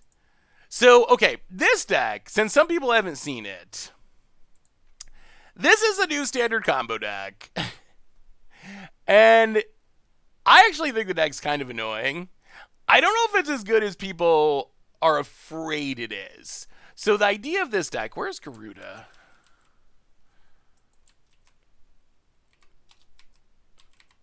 All right, Garuda combo. Wait, no, that's not it. Oh, I don't actually have a deck list for this. Oops. Huh. Okay. Let me see if it exists somewhere. Anyway, the idea of this deck is to play Gigan, probably better known as Garuda, and win the game. So what we're trying to do, and all this deck is trying to do, Brewers Minute is a series that covers a lot of that stuff. There's also a video specifically about, like, brewing for new players, like building your first decks and stuff. So this deck, it's a combo deck. What the deck's trying to do is ramp into Gigan, probably better known as Garuda, and then Garuda mill Spark Double, hopefully, to get more Garudas. Can also mill stuff like Charming Prince to flicker Garuda, can mill Thassa to flicker Garuda, to get more Garudas, and then it just keeps going and going and going and going. So that is, well, just Mothra doesn't go infinite with Uro, unfortunately. Also, unfortunately, Uro is converted mana cost 3, so you can't play Garuda as your companion. But you need something like Solemnity to actually go infinite with Mothra. But that is the deck. That's all you do. You count up to 6, you play Garuda from your exile zone, and you cross your fingers that you win. It's as simple as that. Garuda, Panharmonicon, and Pioneer. It would work. Panharmonicon is the right CMC, so it's possible that it could actually work. But we'll do a couple games. We probably won't play it super long because I think, because it does one thing. All it does is one specific thing. No End-Raise Forerunner in this list. Alright, so, would we like to play first? Yes. This hand is a mulligan. Oh, no. No. Oh, this is not going to be a good example of Garuda at all. Well, still going. Are we done with Lurrus? I don't know. Ooh, okay, this is fine. We might play some more, but people wanted to see some Garuda. Because some people have not seen the deck. So I promised that we would play it at least a little bit. Well, Temple. We do need one more land. Keep Temple past the turn. Emo Goblin, welcome to the Fishbowl. Thank you so much for your subscription. Beast Cube cheer for you. Opponent getting their ramp on. Well, Temple Garden, Paradise Druid go. And Kessos, welcome to the Fishbowl. Thank you so much for your subscription. Beast Cube cheer for you. Favorite Apex from Ikoria? Are there multiple Apexes?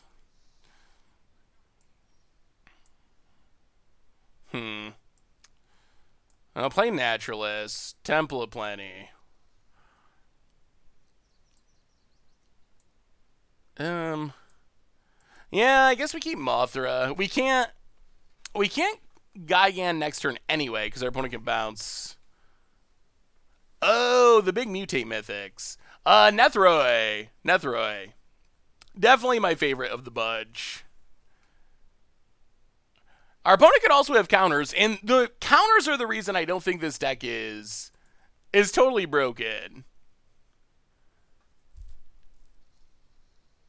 Yes, I should have realized that they were all Apexes. It is true, Chad, that we are playing Garuda because y'all wanted to. Don't blame me. Don't blame me. Blame yourselves. Well, we won't play it for super long, but we wanted to. I wanted to at least show it off because people wanted to see it and hadn't seen it yet. Grow Spiral. Well, and now, so this is why I think the deck has some big weaknesses. Next turn, we're gonna try to cast Garuda. If it resolves, we most likely win. If our opponent counters it, we almost certainly lose. And I guess if our opponent kills Naturalist, that makes things tougher. Okay, sure. Land! We need a land!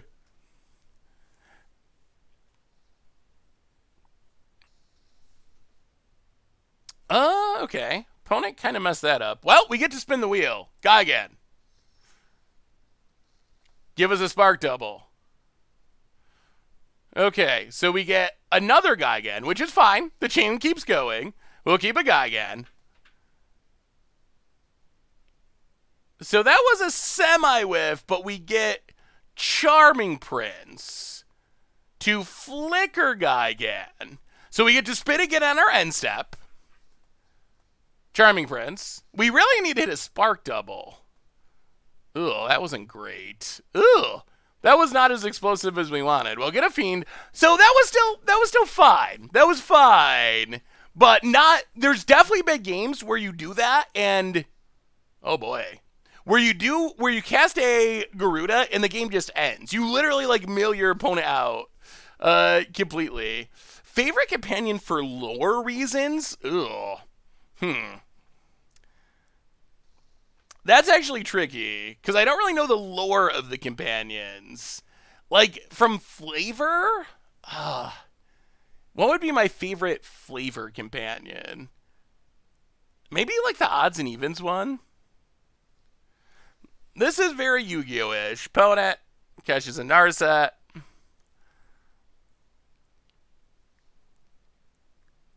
Kills Charming Prince.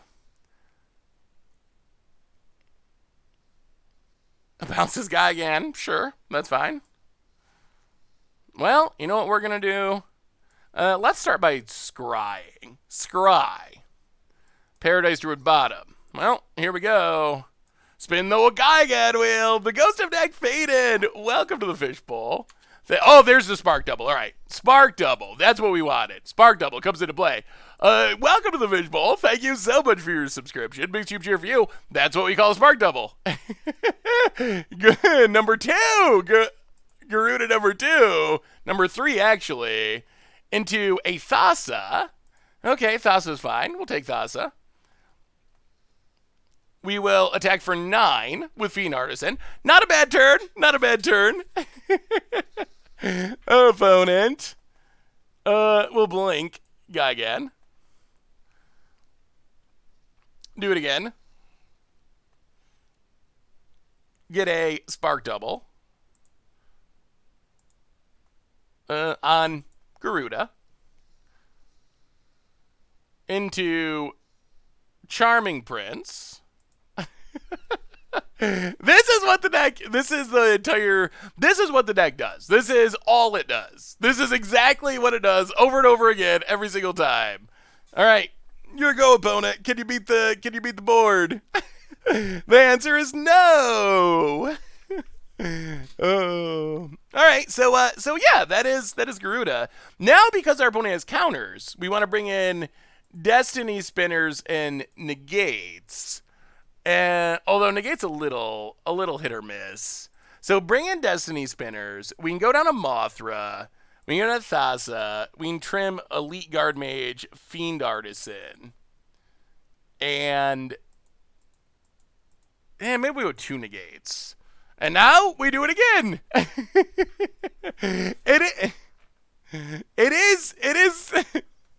It is hilarious, but it gets a little old after a while because it just does the same thing. And it is soft to counter spells and some hate cards. We should look at more more even cards. I know the boar is a good option to just close out the game right away. So I'm sure there's some like customization that we could do. Yeah, all right. This is a hand that doesn't lose to counterspells at least. Oracle's fine. The only thing about Oracle is that it doesn't. It depends on where it is in the library. Karja, welcome to the Fishbowl. Thank you so much for your subscription. Big soup cheer for you. Yes, in older formats, this deck can potentially win on turn 1.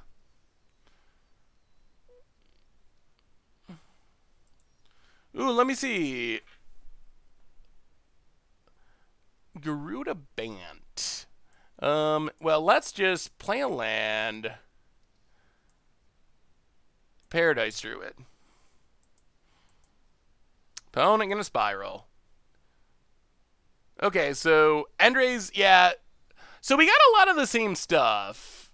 Ooh, opponent has fires. But we do not have Endray's Forerunners. 2 fires.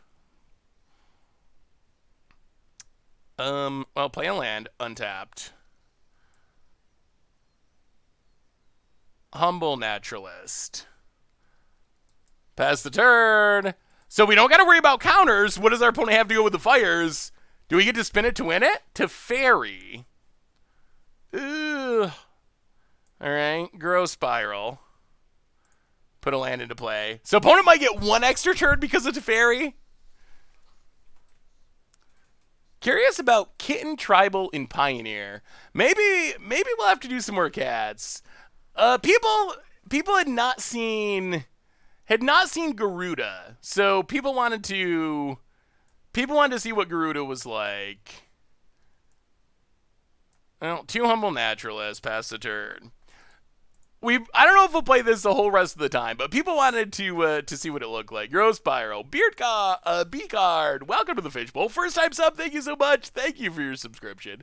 Big soup cheer for you. Definitely plan on catting at some point. It probably will not be today's stream, though. Jesai Vadrock. Vadrock is a card that feels powerful to me. I've definitely been very impressed with Narset. Ooh, all right. Spin it to win it. Spin it to win it. Thin the deck. Fabled Passage. Crack Fabled Passage. Well, let's see how far we can go. We will go again. Spark Double. Yes, that's number 1. Okay. Gaigan number 2. Oh yeah, copy Gaigan. Into. Is that a Spark Double we see? Spark Double? No. Okay, Gaigan, that's fine. Keep a new Gaigan. Aww. Well, Charming Prince. Flicker Gaigan. Charming Prince. I wonder if this is going to work on Arena. I don't know if it is. We should be able to get both back. I don't know if it's going to work, though. Because how do we know? Okay. We can. So, Gaigan first, Spark Double second. So, Gaigan returns. We get Mothra.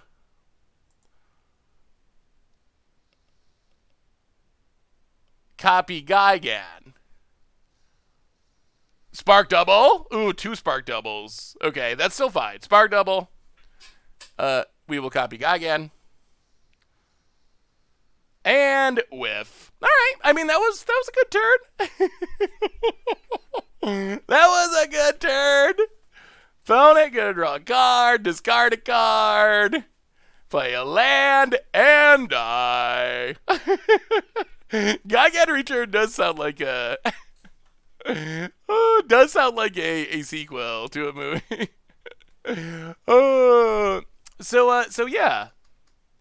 That is what Gaigan does. That is let's look out of curiosity and see what other even cards could possibly be in the deck. Can I link the deck list? Yeah, let me Let me see if I can export it. Okay, hang on. I will get it in there. 1 second.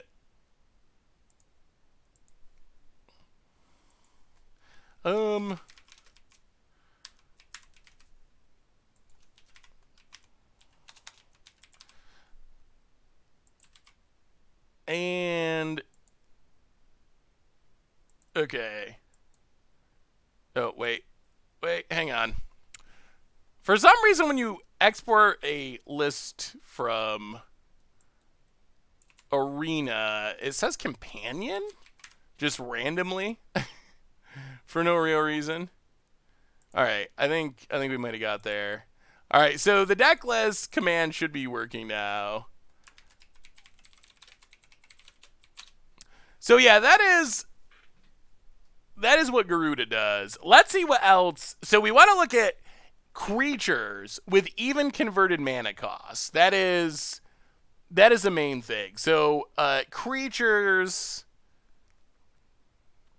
converted mana costs 2, 4, 6, all right, and 7+. All right, so what evens would be good? What evens would be good? Thassa's Oracle, I think, is worth considering. There's no other clone effects, I don't believe, in Standard. No, mutate doesn't actually work because you can't mutate it. When it dies, return an enchantment card. Master Splicer. So the main thing, 3 Kolgas? Yeah, you could play Kolga. Could play Flibblethip, I guess would be fine, just to, like, draw cards. Can't play Hushbringer. Ooze. Wait, what ooze? Dungeon Geist might be a fine sideboard card. I guess we just want a combo, though. We don't really care about our opponent's creatures too much. Broodmoth just protects from removal. Like, if our opponent kills Gigan, it comes back. I think it could be cuttable. Narcomoeba Creeping Chill. Yeah, I wish there was a way to win immediately. There isn't really a way in Standard, though. There's not, like, in older formats, there's, like, Dragonlord Kolaghan gives everything haste, but there's not a mass haste card. I also think there's probably some potential with, like, Nightmare Shepherds and Nightmare Shepherds and a sack outlet, like that Lampid we were playing. Something like that. You can sack the Gigans. That actually sounds like it could be interesting. The problem is Drawbridge won't have haste itself. I mean, I guess if you play it early, it could give everything haste, but ideally it would be something that's like, enter the battlefield, give everything haste. Like, Nightmare Shepherd at a sack outlet would be interesting with Gigan. Villis? Space Godzilla? That's what we need, more Space Godzillas. I wonder... Humble Naturalist. I kind of feel like Incubation Druid is just better than Humble Naturalist. Yeah, Chasm Guide would be perfect, but it's not in the format. That would be ideal. Like, if I was building this deck in Pioneer, it would almost certainly have Chasm Guide. Wolfwillow is good too, except it's not a creature. And green mana is a little bit of an awkward color. Well, I guess it's fine. We should still have enough by the time we get to 6 mana to cast everything. Thassa's Oracle. Should we be Thassa's Oracling? The other, like, big finisher is potentially Endray's Forerunners, but that only triggers the previous stuff on the battlefield because it doesn't give everything haste. Yeah, I think that's the main reason to be interested in it, is Spark double copies it, puts a counter on it, and then it makes a ton of mana. Ooh, Nullhide Ferox could be good. We've played one game. We've played one game with the Garuda deck. So what should we add, chat? Should we add anything? Or should we just keep doing what we're doing? I feel like Fiend Artisan is cuttable. I don't feel like that's 100% necessary. We could play Thassa's Oracles. Thassa's Oracles, fine. If only Drawbridge, if it had haste and gave everything haste, it would be insane. But, probably don't want Prime Speaker Vanifar. King Kong. Narcomoeba, I don't think we can Narcomoeba Creeping Chill. That's a bit too much. Yeah, we'll keep the Incubation Druids.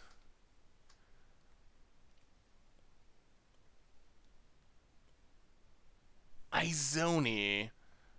You could Izoni. That could make a bunch of stuff. All right, let's Parcel Beast. Is that worth it? Probably not. All right, so let's see. People want to see the ape. Oh, do I not even have a copy?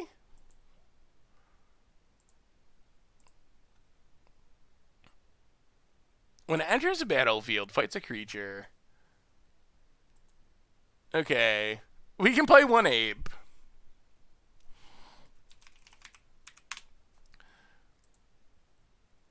We can play Forerunner. One ape, two Forerunners. Mirror March? Instantly wins the game if you have enough luck.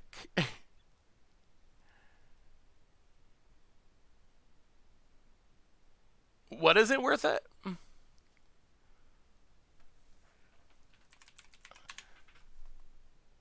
Gemraiser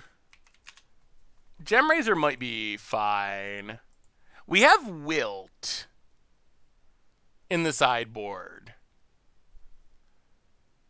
Sphinx of Foresight, I'm kind of on Sphinx of Foresight because we don't really need to scry for stuff. We already have our combo piece in hand. Is there anything like something that keeps our opponent from countering our stuff would be really powerful? Yeah, you could play Trawler.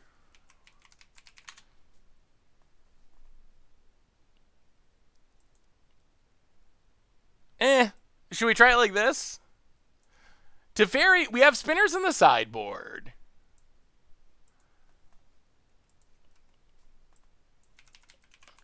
I don't know about Glass Casket. I don't even know if we really need the removal. Let's go Destiny Spinner and go. All right, we can Gemraiser. So all the Destiny Spinners, Glass Casket, you need it. I feel like I don't play much aggro.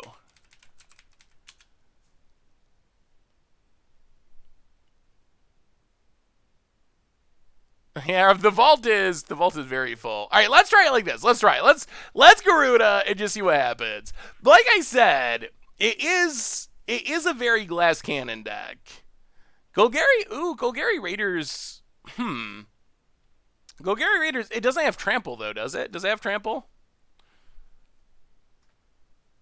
Yeah, I imagine that ape is pretty bad, but it's funny. I don't mind playing it as a one-of just for fun because people want to see it, but I think that I can't imagine the ape is actually good in the deck compared to the other options. I can see an argument for Endray's Forerunners. Endray's Forerunners seems good.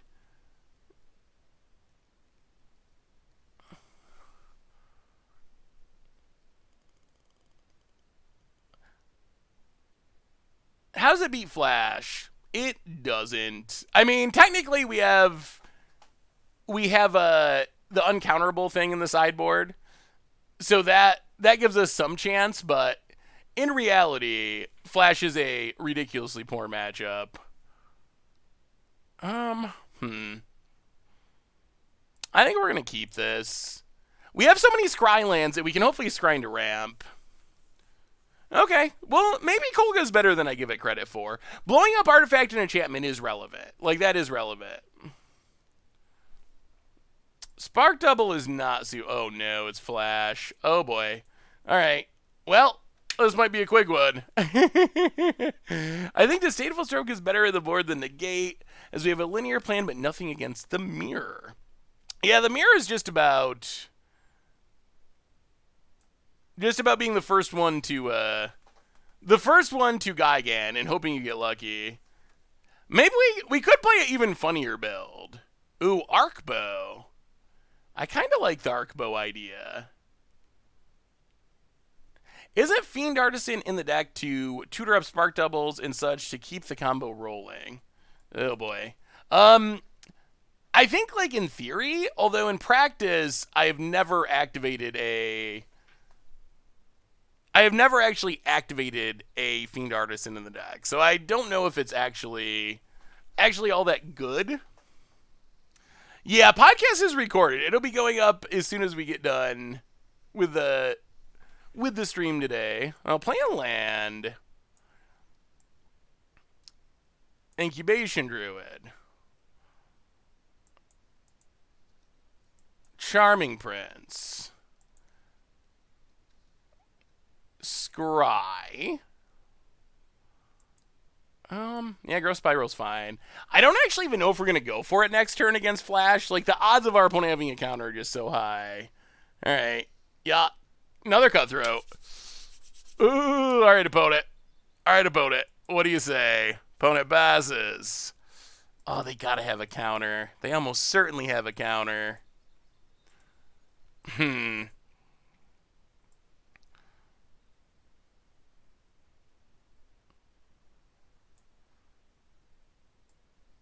Temple of Mystery. Scry.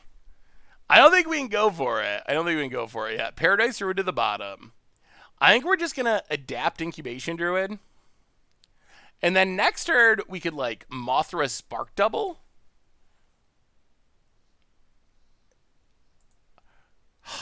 And hopefully pressure our opponent enough that they can't just keep leaving up mana. Yes, the easiest way to beat this deck is just to play counter spells.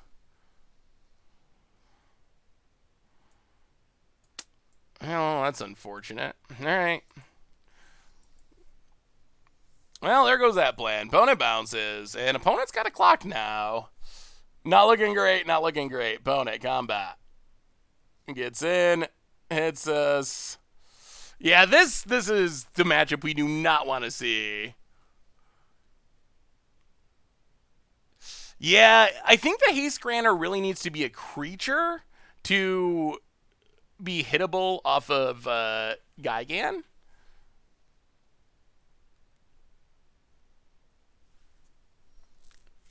Well, play the land.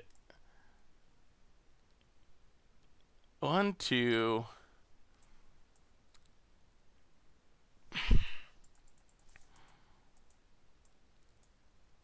Incubation Druid.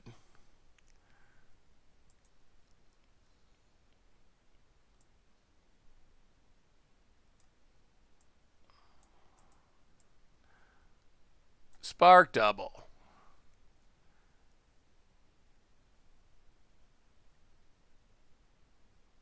Copy Incubation Druid. Pass the turn. Oh, we're dying so brutally. Opponent, Brazen Borrower, trigger. Alright, well, maybe there's hope. Land, opponent attacks with everything. We got a chump, we take 1 billion. Oh, this is like a very close to unwinnable matchup. Is there an easy way to get rid of the overlay? What overlay?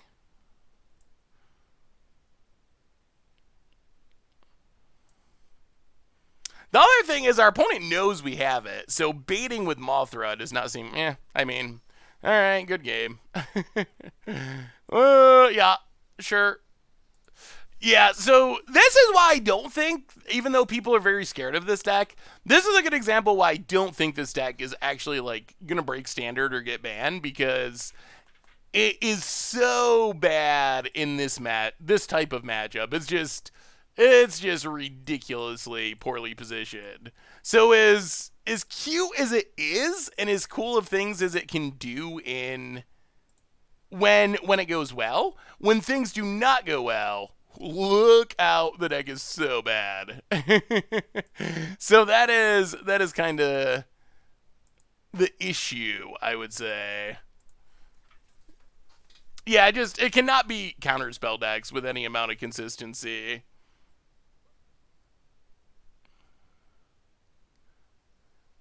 Oh, I don't think the deck is. I don't think the deck is bad, but people are like, "Oh, it's gonna get banned" and stuff like that, and I don't think that's true. I think because it's just so incredibly weak to certain archetypes that I don't think it's. I mean, it's fine, and it can do. We saw last game when your opponent is not playing. Is not playing a counterspell heavy deck. It doesn't really. It can feel very dominant, but in the wrong matchups, it does just absolutely nothing. I don't think so. I think they just kill our Destiny Spinner and still counter our stuff. I don't think. And there's also just a fail rate with having enough ramp. So like we can play Destiny Spinner and make our stuff uncounterable, but I assume our opponent just can kill it, and then go back to countering all of our stuff. Would be my guess.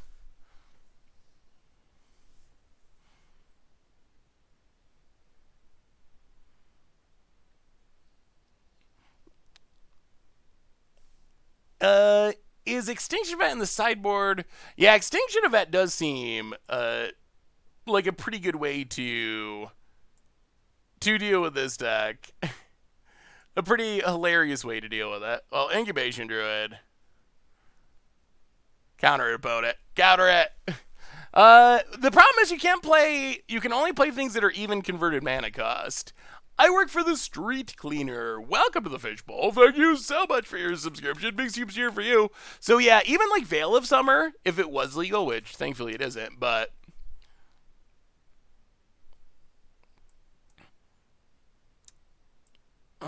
yeah, opponent can't counter at the moment, but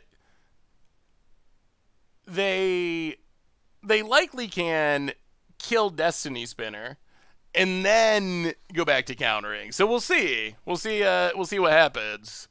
Getting down Mothra would actually be somewhat helpful. Well, Mothra.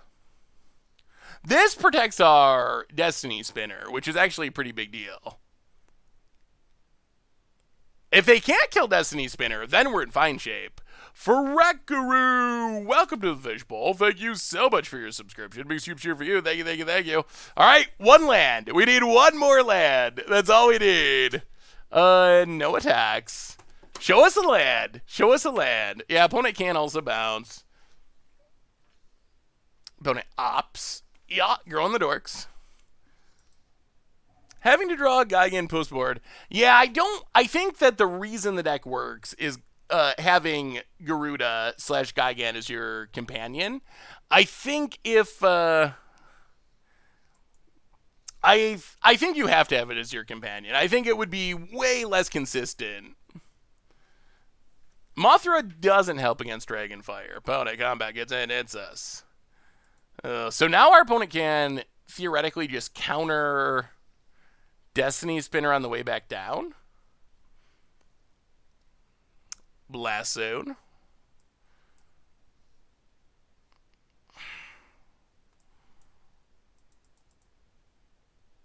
Oh, Crag Fable Passage.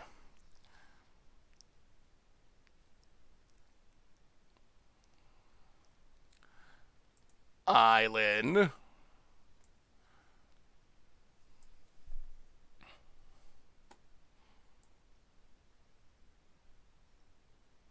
Destiny Spinner.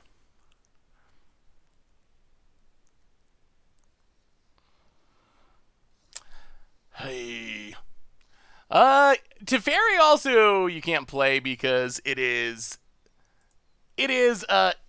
even converted mana cost or odd converted mana cost, so it doesn't work in the deck.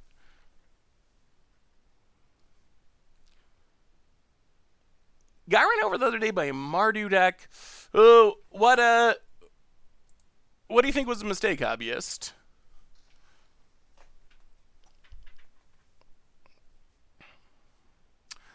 I feel like attacking into flash creatures that potentially can kill our stuff is worse. Yeah. Gigan, opponent counters, we scoop it up. So yeah, this is the this is the bugaboo with the deck. Mardo Human sounds sweet. Opponent counters. Well, another Incubation Druid. Pass the turn.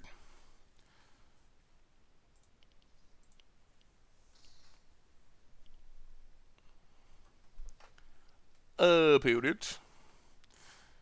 Well, we will block.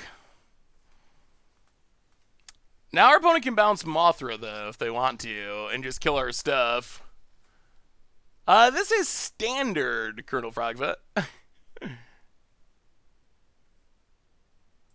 X3, though, but you have to pay double. So, X3 would be 6 mana.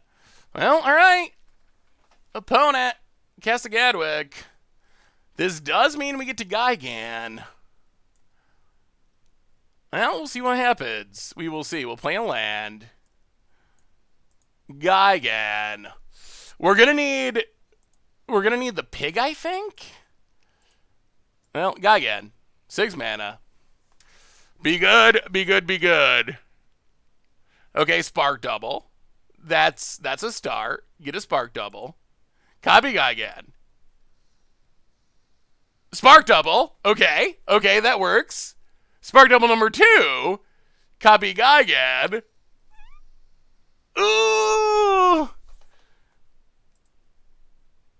Charming Prince. Blanket.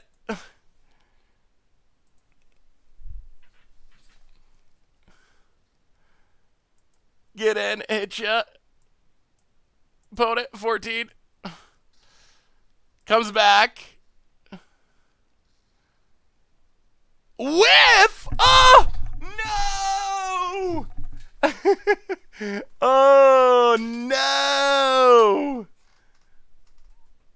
What do you think about Vantress Gargoyle in the sideboard of Garuda could help in the mirror? I mean, it could be good. Well, that was a fizzle. That was brutal.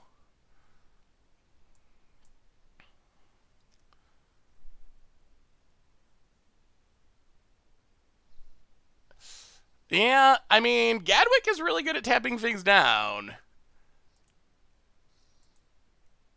So I feel like there's a decent chance we just die from our opponent just casting stuff to tap our team during our turn and their turn.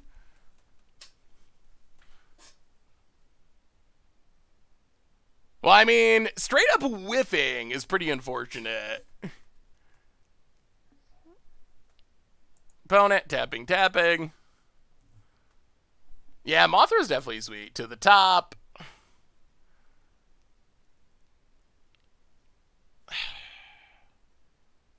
Is there any way we survive? Yeah, this is not good. Scry. Definitely do not want Incubation Druids. Brendy, welcome to the Fishbowl. Thank you so much for your subscription. Big huge cheer for our new subscriber. About it. Aethergus. Yeah, we're dead. All right. So Incubation Druid to the bottom. Yeah, Gadwick's a good card. I mean, this is the matchup that the deck just can't win. It's very close to an unwinnable matchup.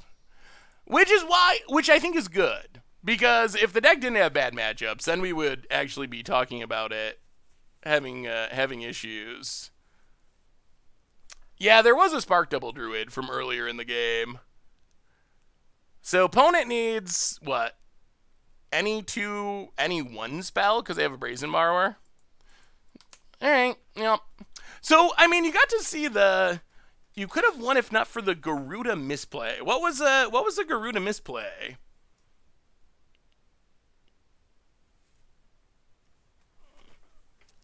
Yeah, let me see. Upsnap.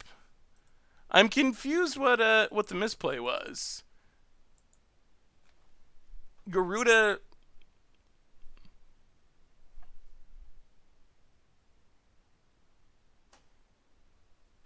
Oh, I see. You wanted us to intentionally legend rule Garuda. Yeah, okay, that makes sense. I can see that. I still think that the Flash matchup is close to unwinnable. Painter's Nest. Sure. One ramp spell. All right, we'll try it. Uh-oh, that's not a good sign.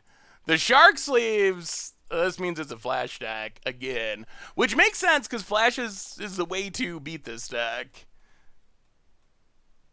That's an interesting looking deck. Painter Servant being able to turn Emrakul into a colored creature. Definitely a fun idea. Mothra to the bottom. Ooh, Mountain. Alright. Alright. That's good. I'll play the land, play Paradise Druid past the turn. Well, if our opponent's not playing counters, then things are looking up. Boros. Robber of the Rich. Gets in. No blocks. Temple of Mystery. Scry. 1, 2, 3, 4, 5.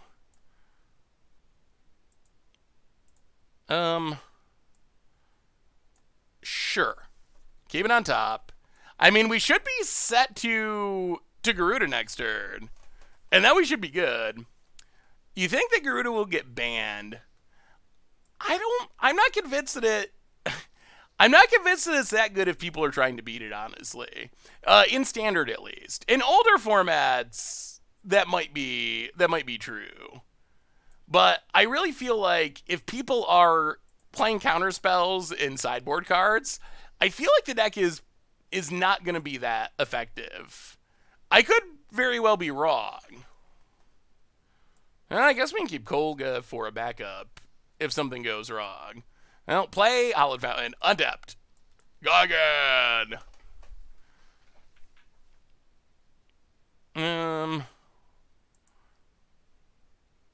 Alright, Gagan. Ooh, Daneth Magistrate, spicy. Spark double. Spark double. And, I mean, this should be enough. I don't think we're going to get human from here. Oh, my goodness, another Spark double. We got them all. All right, they just keep coming. Spark double. And, well, I guess we'll take the pig. Not a bad turn. Not a bad turn 4. Opponent has 3 lands. We have more Garudas than our opponent has lands.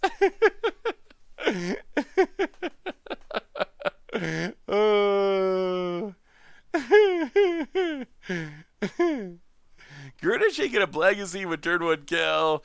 Yeah, with Lion's Eye Diamond, it gets even more impressive. This is the kind of matchup that our deck wants to be playing, where our opponent is just dirtling around with random things. This is where the deck looks absolutely devastating. We'll see how it goes with our opponent beyond the play. Isn't the deck list on the site wrong? Let me see. It might be slightly wrong because we added. Yeah, that is basically the normal build of the deck. We added some fun cards at the request of the chat. Aracalypse, welcome to the visual for the 5th month. Thank you for your subscription. Big super cheer for you. Can Flash be good outside Standard? I mean, yes, with a caveat that I don't think it would be Flash exactly like you see Flash in Standard. Yeah, land is fine.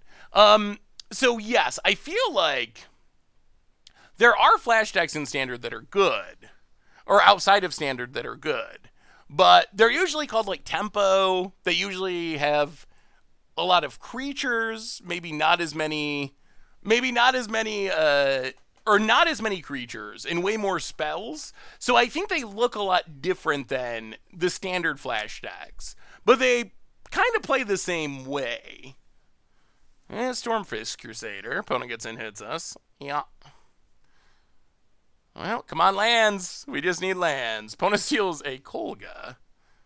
Oh, that's not a land. Euro Spiral. That is a land. Land. Incubation Druid. Temple. Alright. Well, we'll see what happens. We will see what happens. Unfortunately, we have a lot of our combo pieces in hand, which might make the chain worse. Daneth Magistrate seems like a good answer for Vin Champion. Except we do have Gigans in hand, which this shows why Daneth Magistrate is not a great answer to this. Yeah, I think you could build Grixis Flash in an older format. Alright. Take her beats to 5. Scry. Land to the bottom. Well, see what happens. Spin it to win it. Spin it to win it. Gigan. And hard whiff. And 4 block. Ugh. And there is a fail rate. There is a fail rate. We're just literally dead, right? Block. Block. Menace. So we take 1, 2. We block, block. I think we're dead. Yeah, the companion mechanic's definitely interesting. Garuda will never take over standard with oil prices. Okay, now we're literally dead. Huh. Yeah, that was kind of disappointing. How do you feel about Flash being banned in Commander? We talked about it a little bit before.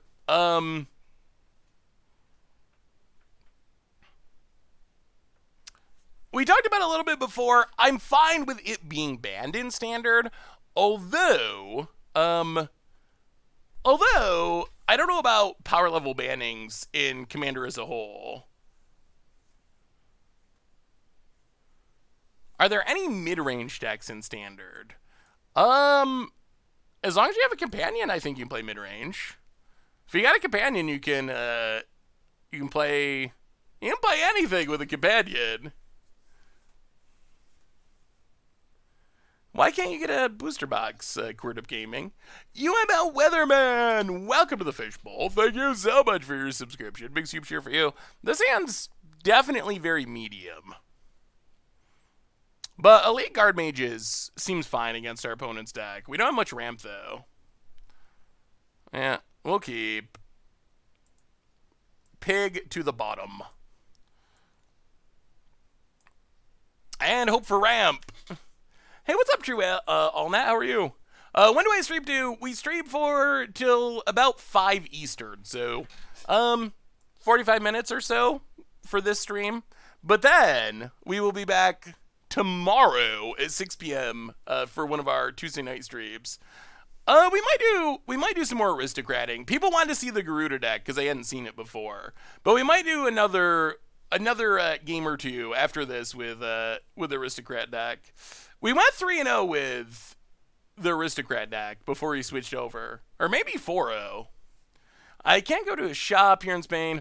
Yeah, stuff. It's like that here in the U.S. at the moment too. Nebelith, welcome to the Fishbowl. Thank you so much for your subscription. Big soup cheer for you. Thank you.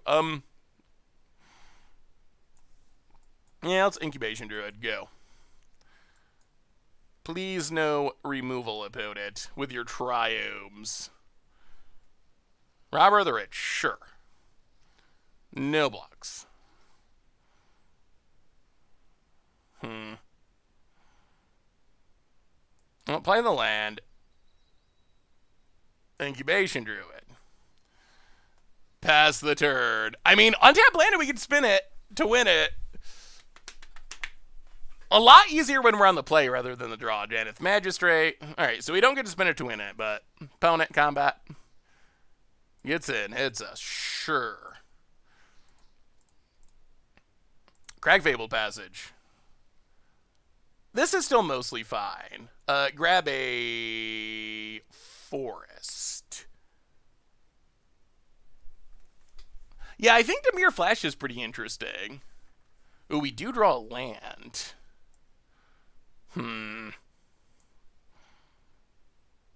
One, two, three, four, five.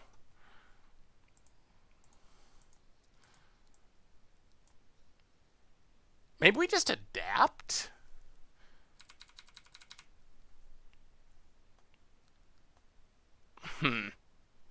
Nah, let's Guard Mage. Guard Mage draw a card, that's fine. Pass the turn. Alright, we need to find a Gigan. Tap land. Adventure. Okay, well, that's going to have protection from literally our deck. seems decent. Opponent name's even. I think Karaxa Lurrus is good. Although, you miss some other payoffs, which is a little bit annoying. Oh, there it is. That's a Gigan. Yeah, Gigan.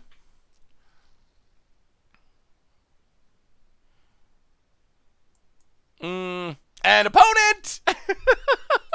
Scoops it up! The deck is so busted. It really is. The opponent did have... let me see a Luna combo cutter. Whew. I mean, that's what the deck does. Yeah, we can go back and finish playing the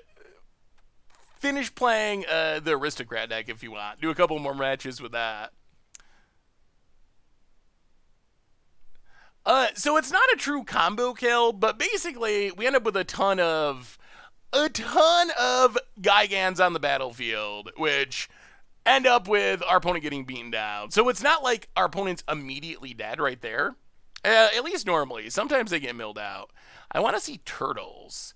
I don't actually have a turtle deck. Not yet, at least. I'm sure we will turtle in the future. But that's one of the decks I haven't built yet. But we can finish Aristocrats. But anyway, that is how the deck works. And like I said, it's a really powerful deck with the asterisk that it does scoop to some hate cards pretty hard. That's my impression of it, at least. Next rotation in Standard is in September. So in September, we'll lose War of the Spark, which means Nissa out of here. And then we will have also get rid of the Ravnica sets. Yeah, I think one more land's fine. Cauldron Familiar. Get in for one. This deck feels legitimately very strong, though.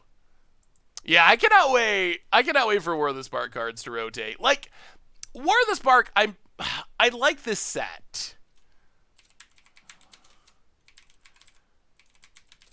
I like this set, but it's just time. It's time for it to go. We've played against all those Planeswalkers so many times, and they are really powerful. Yeah, the deck list should be back updated. Sure. Opponent bounces Priest. That's fine. Well, Fabled Passage. Crack Fabled Passage. What card? So, the sets rotating are War of the Spark. War of the Spark, both Ravnica sets, and the last core set. What card are you most excited to have leaving the format? And what card are you going to miss the most? A lot of the fair... Ooh, all right. That's not great.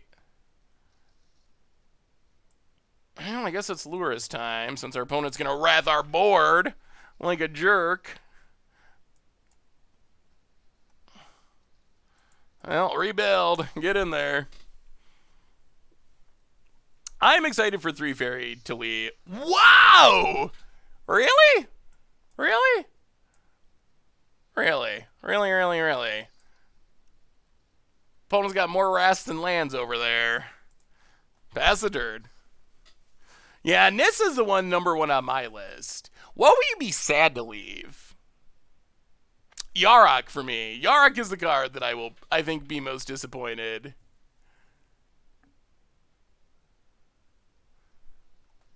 Oh boy. Alright.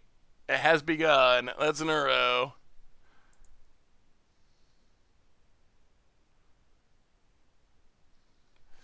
Well, we have some good Shockland replacements with the Triomes.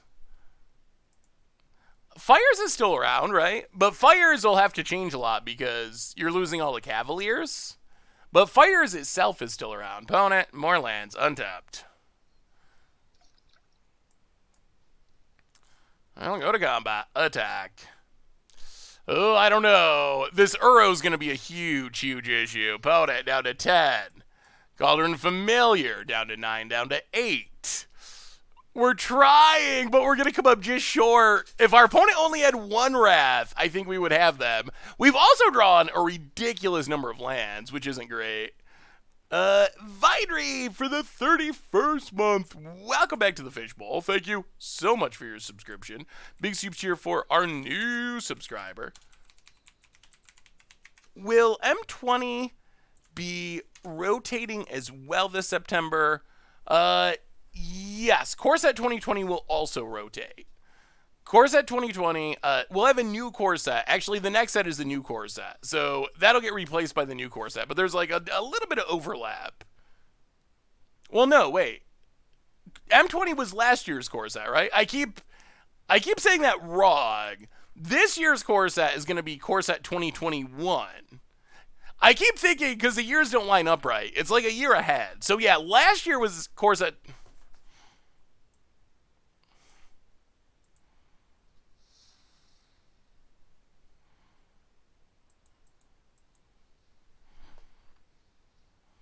Really? Really?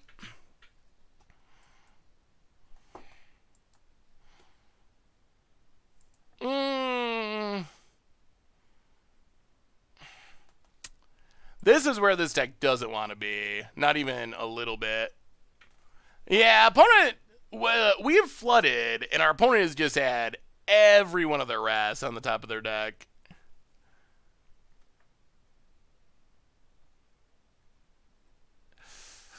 I'm not super excited for the Teferi theme core set. Especially after seeing some of the broken cards. Yeah, I think we can scoop now. We don't have a way, there's no way we can beat this. Well, 1 Wrath we would have been fine. 2 Wrath, we might have been fine. 3rd Wrath, that's the one that does it. I will be glad when Narset is gone, personally. I guess we can bring in this Temerat. And I guess Duresses, since apparently our opponent's got every Wrath in existence.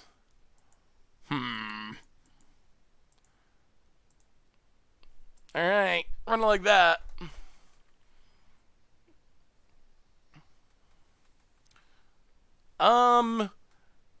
You could play White Castle. I think the Black Castle is just better. We have a bunch of the Black Castles. We just didn't manage to draw them that game, unfortunately.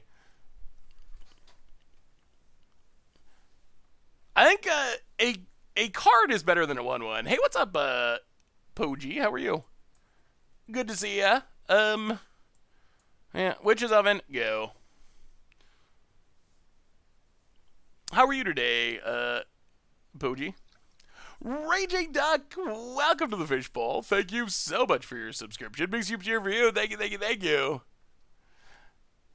We know that we're going to Zendikar in the fall, but that is all we know at this point. We don't know beyond that. So, core set 2020, Zendikar, and then we don't know what the winner set will be yet.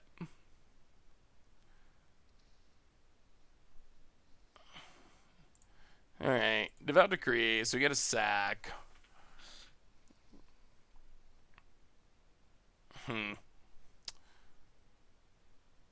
Oh, Cruel Celebrant.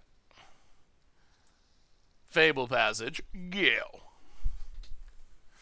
Return to Kamigawa. What would you wanna go to if you could? Opponent Scries. I don't know. I guess I've come around a little bit on returning to Kamigawa. Kamigawa was just so underpowered the first time. Darkwing Duck, heck yeah to you for the 5th month. Welcome to the Fishbowl. Thank you so much for your subscription. Big super cheer for you. Thank you, thank you, thank you. It'll be interesting to see how Zendikar goes. I think, yeah, Kamigawa was a ninjutsu plane, among other things. It'll be interesting to see how Zendikar goes. I feel like the return to Zendikar was pretty messed up. Well, Cauldron Familiar. Haunted Witness.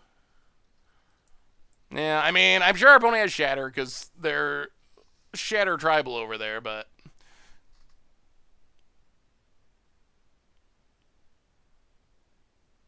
maybe they don't.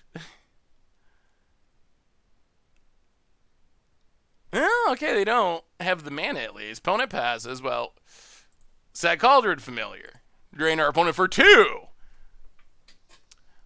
I love Mirrodin. Mirrodin's one of my favorite planes. I would be very fine with revisiting. Ooh, Castle Lockwain's decent. That is good. I would be very fine. An opponent scoops it up. All right, that went much better. When our opponent is not triple wrathing us, it goes much better, apparently. Yeah, I think Kamigawa, the mechanics, well, Soul Shift, not so much, but Ninjutsu is an awesome mechanic. Kamigawa, the flavor was very strong. It was just so underpowered. More Innistrad. Innistrad is one of the sweetest planes. I feel like it might be kind of early to go back to it, but I guess it's been a little while, so maybe not. Yeah, I wonder if they could just do Splice, like... I mean, they obviously can do it without Arcane. Because it was in... I feel like they could do it without Arcane, right? It was in MH1. Ninja Bows for the 4th month. Welcome to the Fishbowl. Thank you so much for your subscription. Big super cheer for you. Thank you, thank you, thank you. Splice onto creatures, that's like mutate. Rosewater keeps saying Zendikar set is returning to the original adventure theme. Do you think we'll get literal adventures? I mean, I guess there could be literal adventures. But yeah, Zendikar, that's what, before I got lost in thought. Hey, what's up, Wonders? How are you? Zendikar was a pretty disastrous return to set, I think. Zendikar, when they went back, it was poorly received. The mechanics were pretty bad. So I feel like Wizards, as Marrow apparently said, is likely to double down on doing it right this time, so to speak, because it went so poorly the first time. So I think that I'm actually pretty excited to see what happens with Zendikar, although I'm very disappointed that they said they're not going to put fetch lands in there. I think that is, man, it's a lot of lands. I think that is such an easy, obvious, on-flavor, traditional home that not putting fetch lands in there, to me, is pretty disappointing.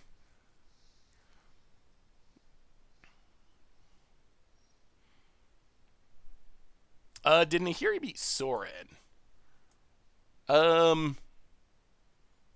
actually don't know. I'm sure someone in chat knows. I don't remember the lore aspect of it. Let's Castle Lockwain, Cruel Celebrant. Cauldron Familiar.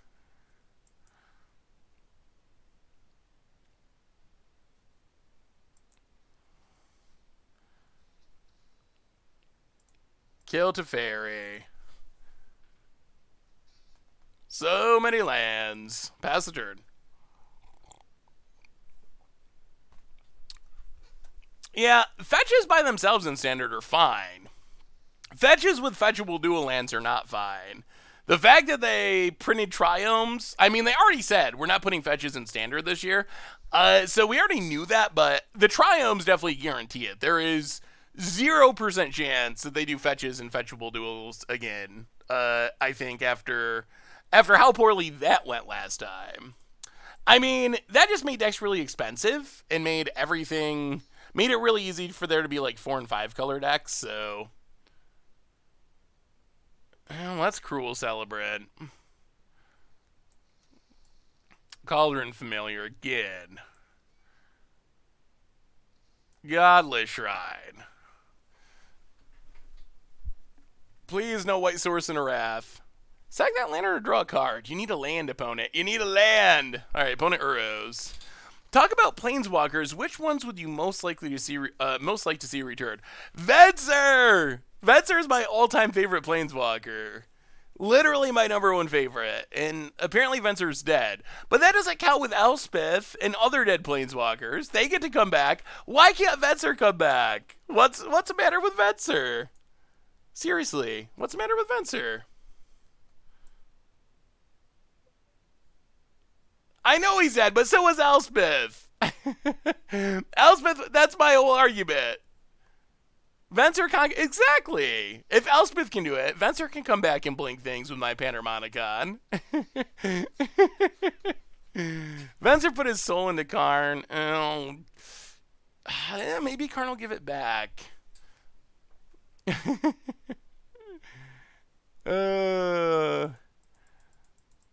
The question is, do we keep running stuff into a potential... I think we gotta wait.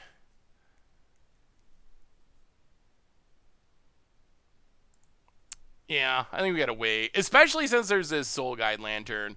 I don't think we can keep running stuff into a likely Wrath. Alright, there's the Wrath. Well, draw a card. Take some damage.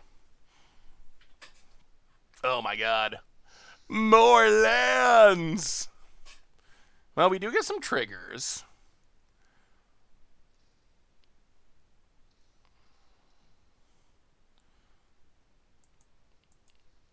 Yeah, so now we get rid of the graveyard hate finally.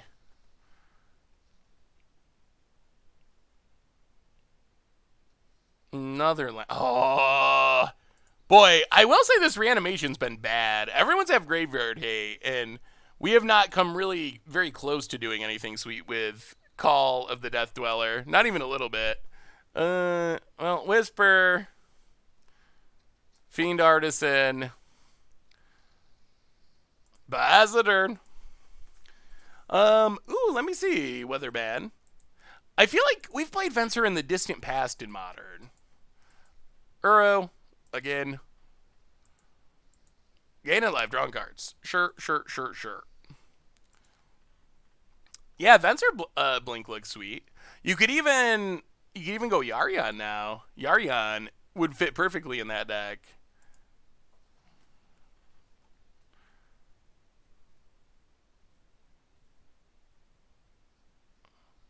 Teferi.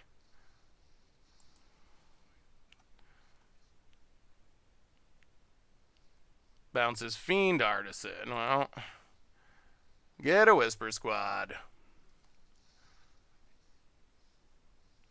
Untap. Go to combat. Kill Teferi. Actually, no, they can get back Uro no matter what. Alright, so kill Teferi. Hit our opponent. Fabled Passage. Crack Fabled Passage. Get a Swamp. Fiend Artisan. Gutter Bones. Pass the turn. Can we overcome our opponent's powerful cards? Are we able to add you as a friend on Arena? You can go ahead and try. I don't know if I will accept or not. They have like a limit on the number of friends. So I try to keep it a little bit in check, but you are welcome to send me a friend request. Just don't be offended if I don't accept it or don't accept it quickly. It's nothing against you personally. It's just getting overloaded with friend requests. Opponent, Shatter the Sky.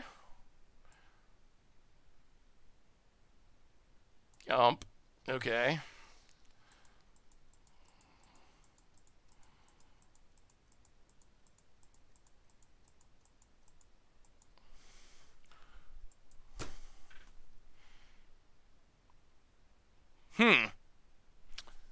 Well, that's obnoxious.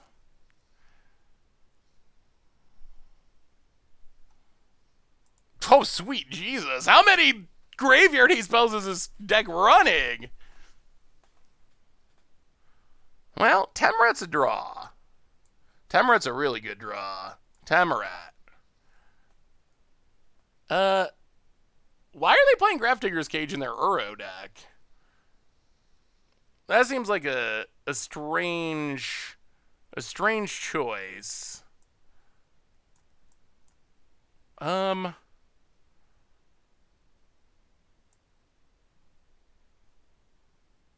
play Lurrus.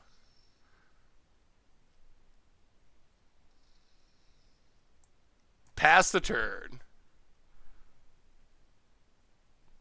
I mean, still though, don't you want to be able to get it back? It seems ambitious to just be like, no, we're not ever going to get it back. Unfortunately, Leyline does not stop Garuda. In a weird quirk of fate. I do not know why Wizards worded it the way they did. Very strange that it doesn't shut it down.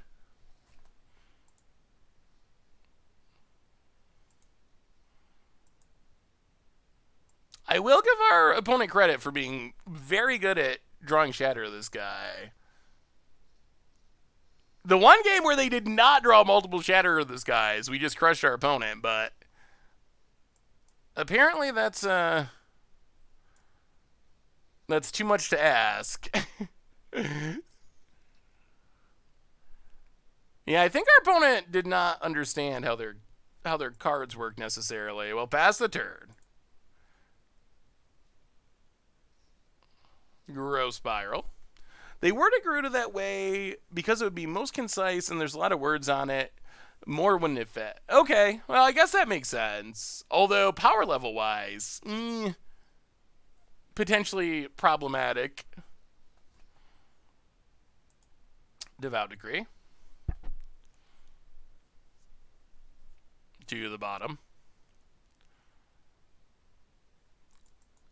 Yeah, it's going to be tough. Sacks to draw a card.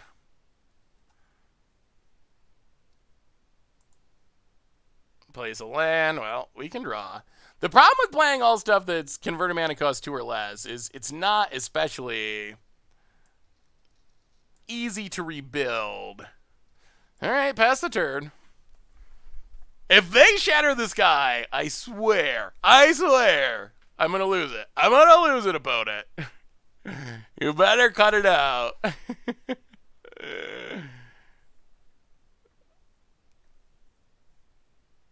What if Garuda was on cast? On cast, I guess, would make it a little bit safer.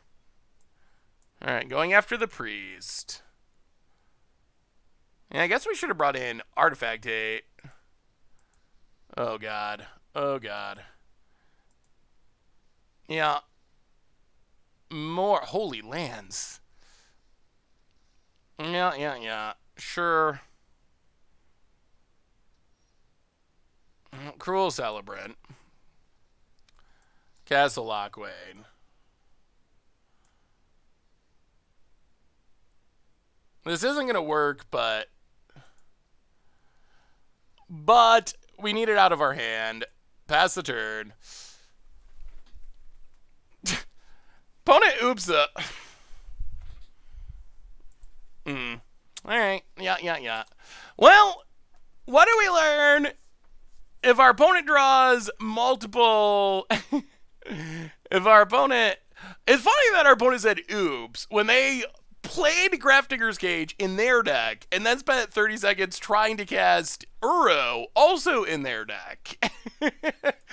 So that was a pretty ballsy oops, all things considered, I would say. Even if it was a pun, at least we weren't punting into our own cards. We were punting into our opponent's cards.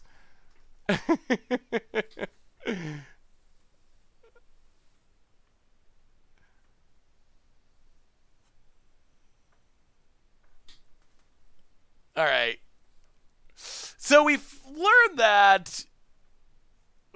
that if our opponent has multiple rests in their top 15 cards, things go much worse. And our opponent managed to do that 2 out of 3 games. Why is it not called Aristocrats? That might be the perfect name for it. I like that. Yeah, there were a lot of rests that game. Ooh, opponent's going mono red. Well, we'll see how this goes. Haunted Witness. I feel like the card we're most scared of is definitely Embercleave.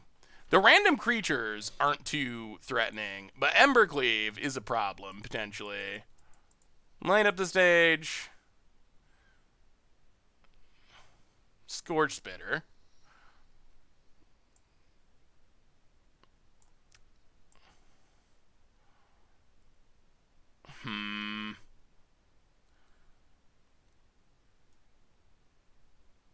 Yeah, play the land, play Priest. Pass the turn. Have you tried playing Lurrus with Elsie of Life's Bounty or Kaya's Ghost form?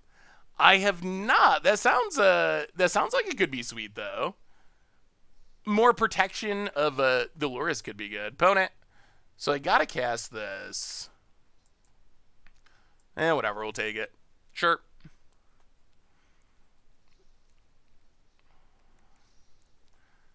Down to 15. Now play a land. Play Gutter Bones. Play Gutter Bones. Play Witch's Oven. Priest. Sack the Gutter Bones.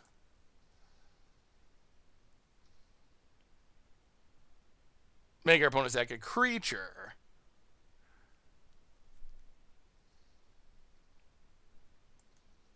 Fiend Artisan. Go. That was a decent turn.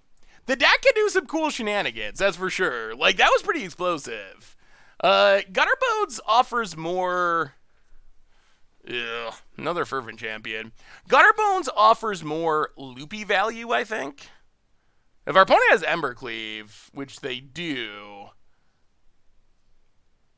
I think we're just dead. I don't think we have a way to beat it. No, block and block. Don't cleave us. Spicy McChicken for the 35th month. Welcome to the Fishbowl. Thank you so much for your subscription. Big soup cheer for you. Thank you, thank you, thank you. Well, yeah, of course. There it is. Embercleave on Steamkin. And yeah, our deck does not have a way of beating that. It's just not a thing that our deck can do. Well, sack Haunted Witness. Kill Fervent Champion. Tag our beats.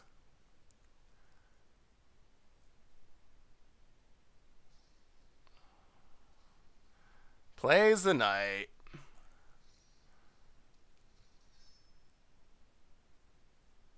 Equips the Embercleave. Alright, how can we possibly get out of this? Is there a way? Is there a way to get out of it? Fabled Passage. Crack Fabled Passage. Get a swamp. Is there a way? Okay, so we get the swamp.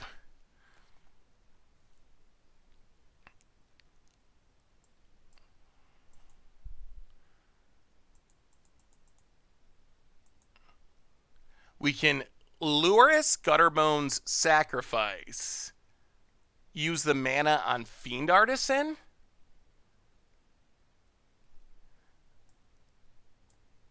That's our hope, but I'm not sure. So get in, hit our opponent. Lurrus.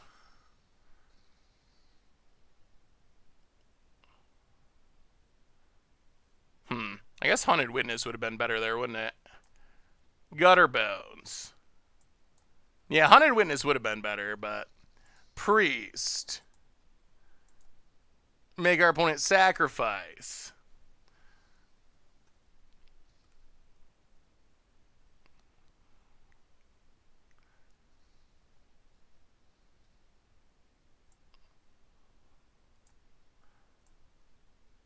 Fiend Artisan. Pass the turn. Oh, maybe. This is going to be so close.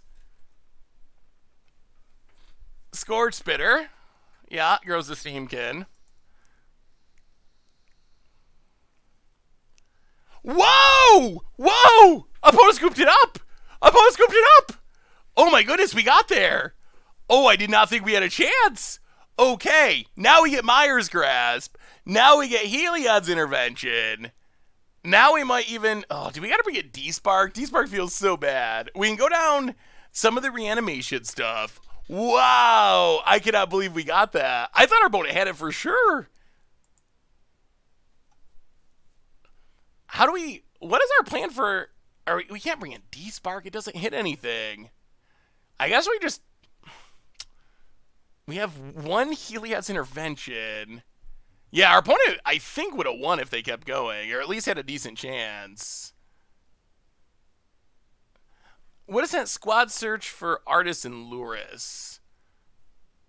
It can't actually hit Annex, unfortunately. Converted mana costs 4 or greater.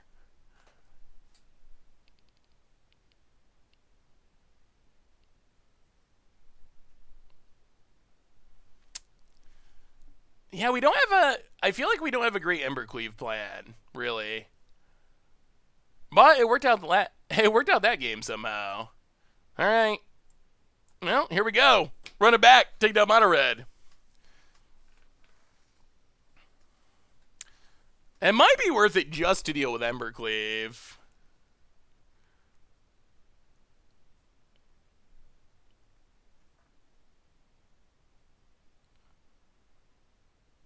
Yeah, maybe D-Spark would have been worth it after all. Yeah, all right, we'll keep this. The one land, but this is a good one-lander.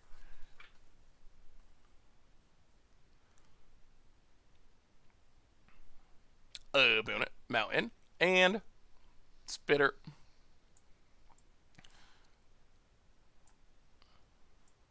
Well, Swamp, Connor, and Familiar. Go. Yeah, that's my concern with D-Spark, is we don't have a lot of targets for it. Well, Temple of Silence. Witness to the bottom. Witch's Oven. Start the super fun cat sack shenanigans. How's it going, Seth? Have you seen any Pauper updates with Ikoria? I've heard a lot of people talking about cycling being busted, but I haven't really looked for specific Ikoria decks.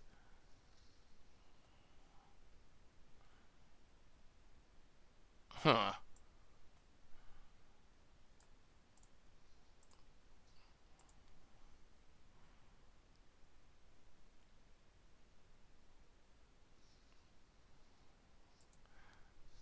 Alright, there's a knight. Down to 16. Come on, lands. Lands, lands, lands. Light up the stage. Grows the Steamkin. Scourge Spitter. Grows the Steamkin. Our opponent's basically out of cards, though, which is good. Ooh, and a land. Alright, play the land. Play...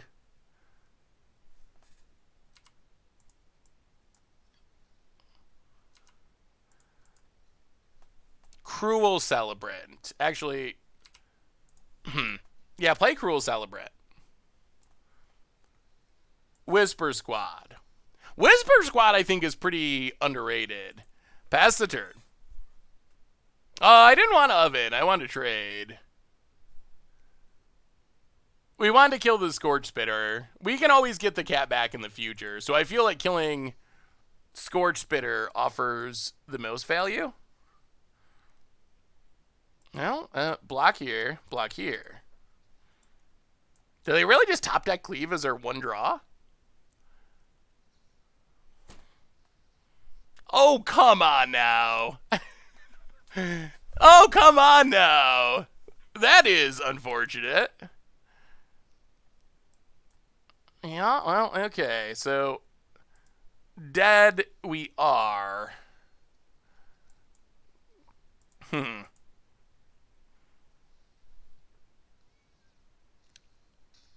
They didn't have it. They just top decked it.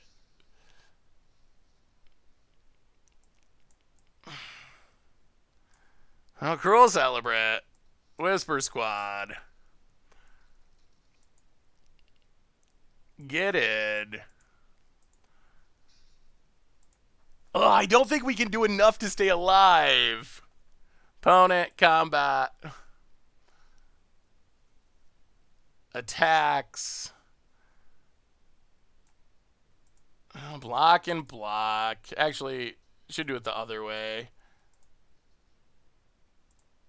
Block, block.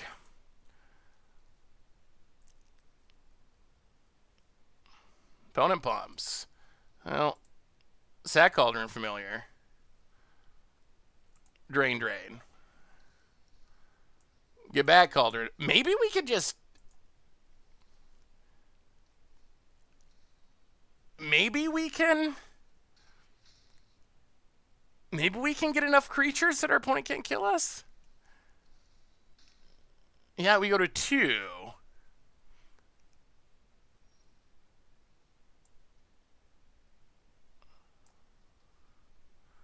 Swamp. Oh,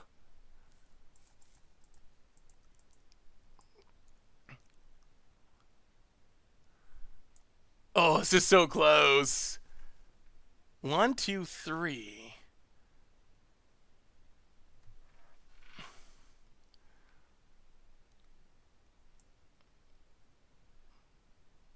Play Lurrus.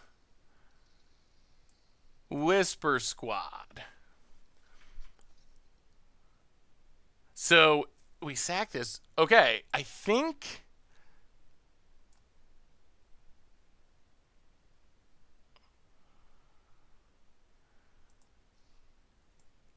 Hit our opponent down to 10. I think this means our opponent needs removal or they can't attack. Or else... Combat. Oh, Sack Cauldron familiar. Trigger, trigger. Get back, Cauldron familiar.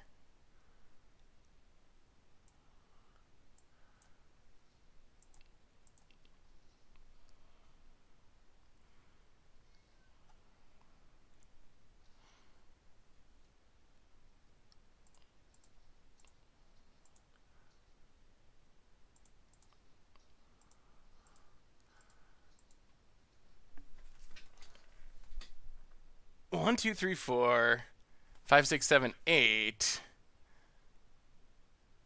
Oh no, but this doesn't.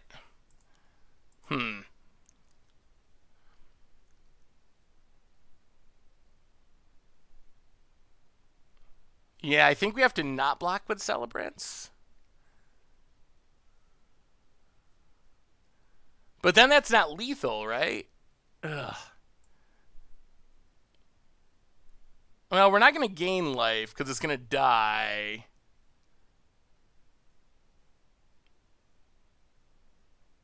Yeah, first strike is what's complicating it. But if we put Celebrants, I think that's all we can do. If they have a pump spell, we die, though.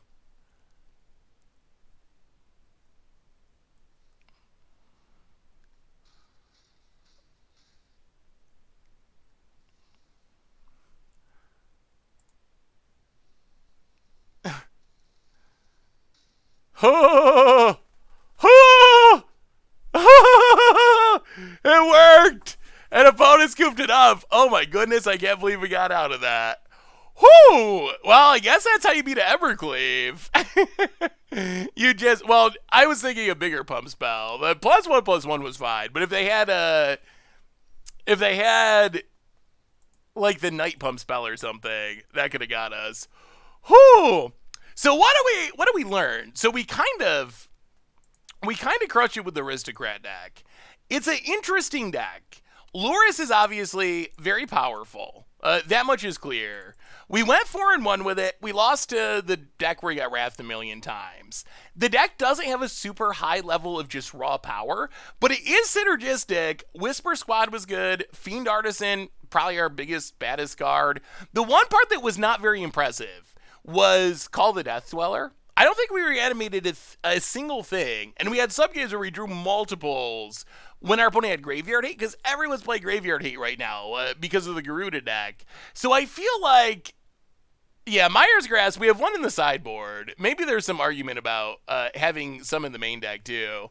But I feel like Lurrus Aristocrats, the deck feels like it could be a real challenger in the format. Is Lurrus better than Moth? I think so, because it starts in your hand every game, which is very powerful. Moth would be good in this deck, but is a 7-card deck with Moth, a 7-card hand deck with Moth, better than an 8-card hand deck with Lurrus? I think in a vacuum, Moth might be like, maybe it's slightly better than Lurrus, very close. But you obviously get more flexibility with what you can play. But starting with Lurrus in hand every game and having that extra card is just so huge that I think because of that, it's actually worth it. We also got to play Bat Garuda. The Garuda deck, I think it's really hilarious. And it definitely can be very effective. Like, you do just sometimes win games, odd turn 4 with the deck, but it also can be hated out by counter spells, by Grafdigger's Cage. I do think it's a, like, legitimate deck, a legitimate, like, glass cannon style deck, but I don't think it's as broken as people think. I think it is something you can compete with. So I'm high on counter spells, Grafdigger's Cage, flash style decks, control style decks. If you specifically want to fight the Gygad combo deck, but anyway, I think that mostly brings us to the end for today. I gotta go put the podcast up, but quick reminders on the way out the door, with the big one being we'll be back 25 hours from now, 6 p.m. Eastern tomorrow. More sweet Ikoria stuff, but otherwise, replay YouTube, that's where you'd find all the old streams. Normal YouTube, Budget Magic coming up tonight. After Budget Magic, there'll be a ton of Ikoria stuff. Check out the Top 10 Modern video if you haven't seen it yet. It's pretty spectacular. And one more reminder that our super awesome sponsor tonight is Card Kingdom, and if you need some Magic the Gathering cards, you know where you can get them? You can get them over at cardkingdom.com. So thank you so much to Card Kingdom for supporting the stream. You can also get a free Scoop Soldier sticker. Just let them know you want one in your order notes. So anyway, everyone, I love you all. You are amazing. Have a wonderful evening, whatever you choose to be doing. I hope to see you again tomorrow. Having some fun, playing some more Magic. So until then, enjoy Ikoria, enjoy life, enjoy whatever you're going to be doing this evening. Have a wonderful evening, and I will see you tomorrow.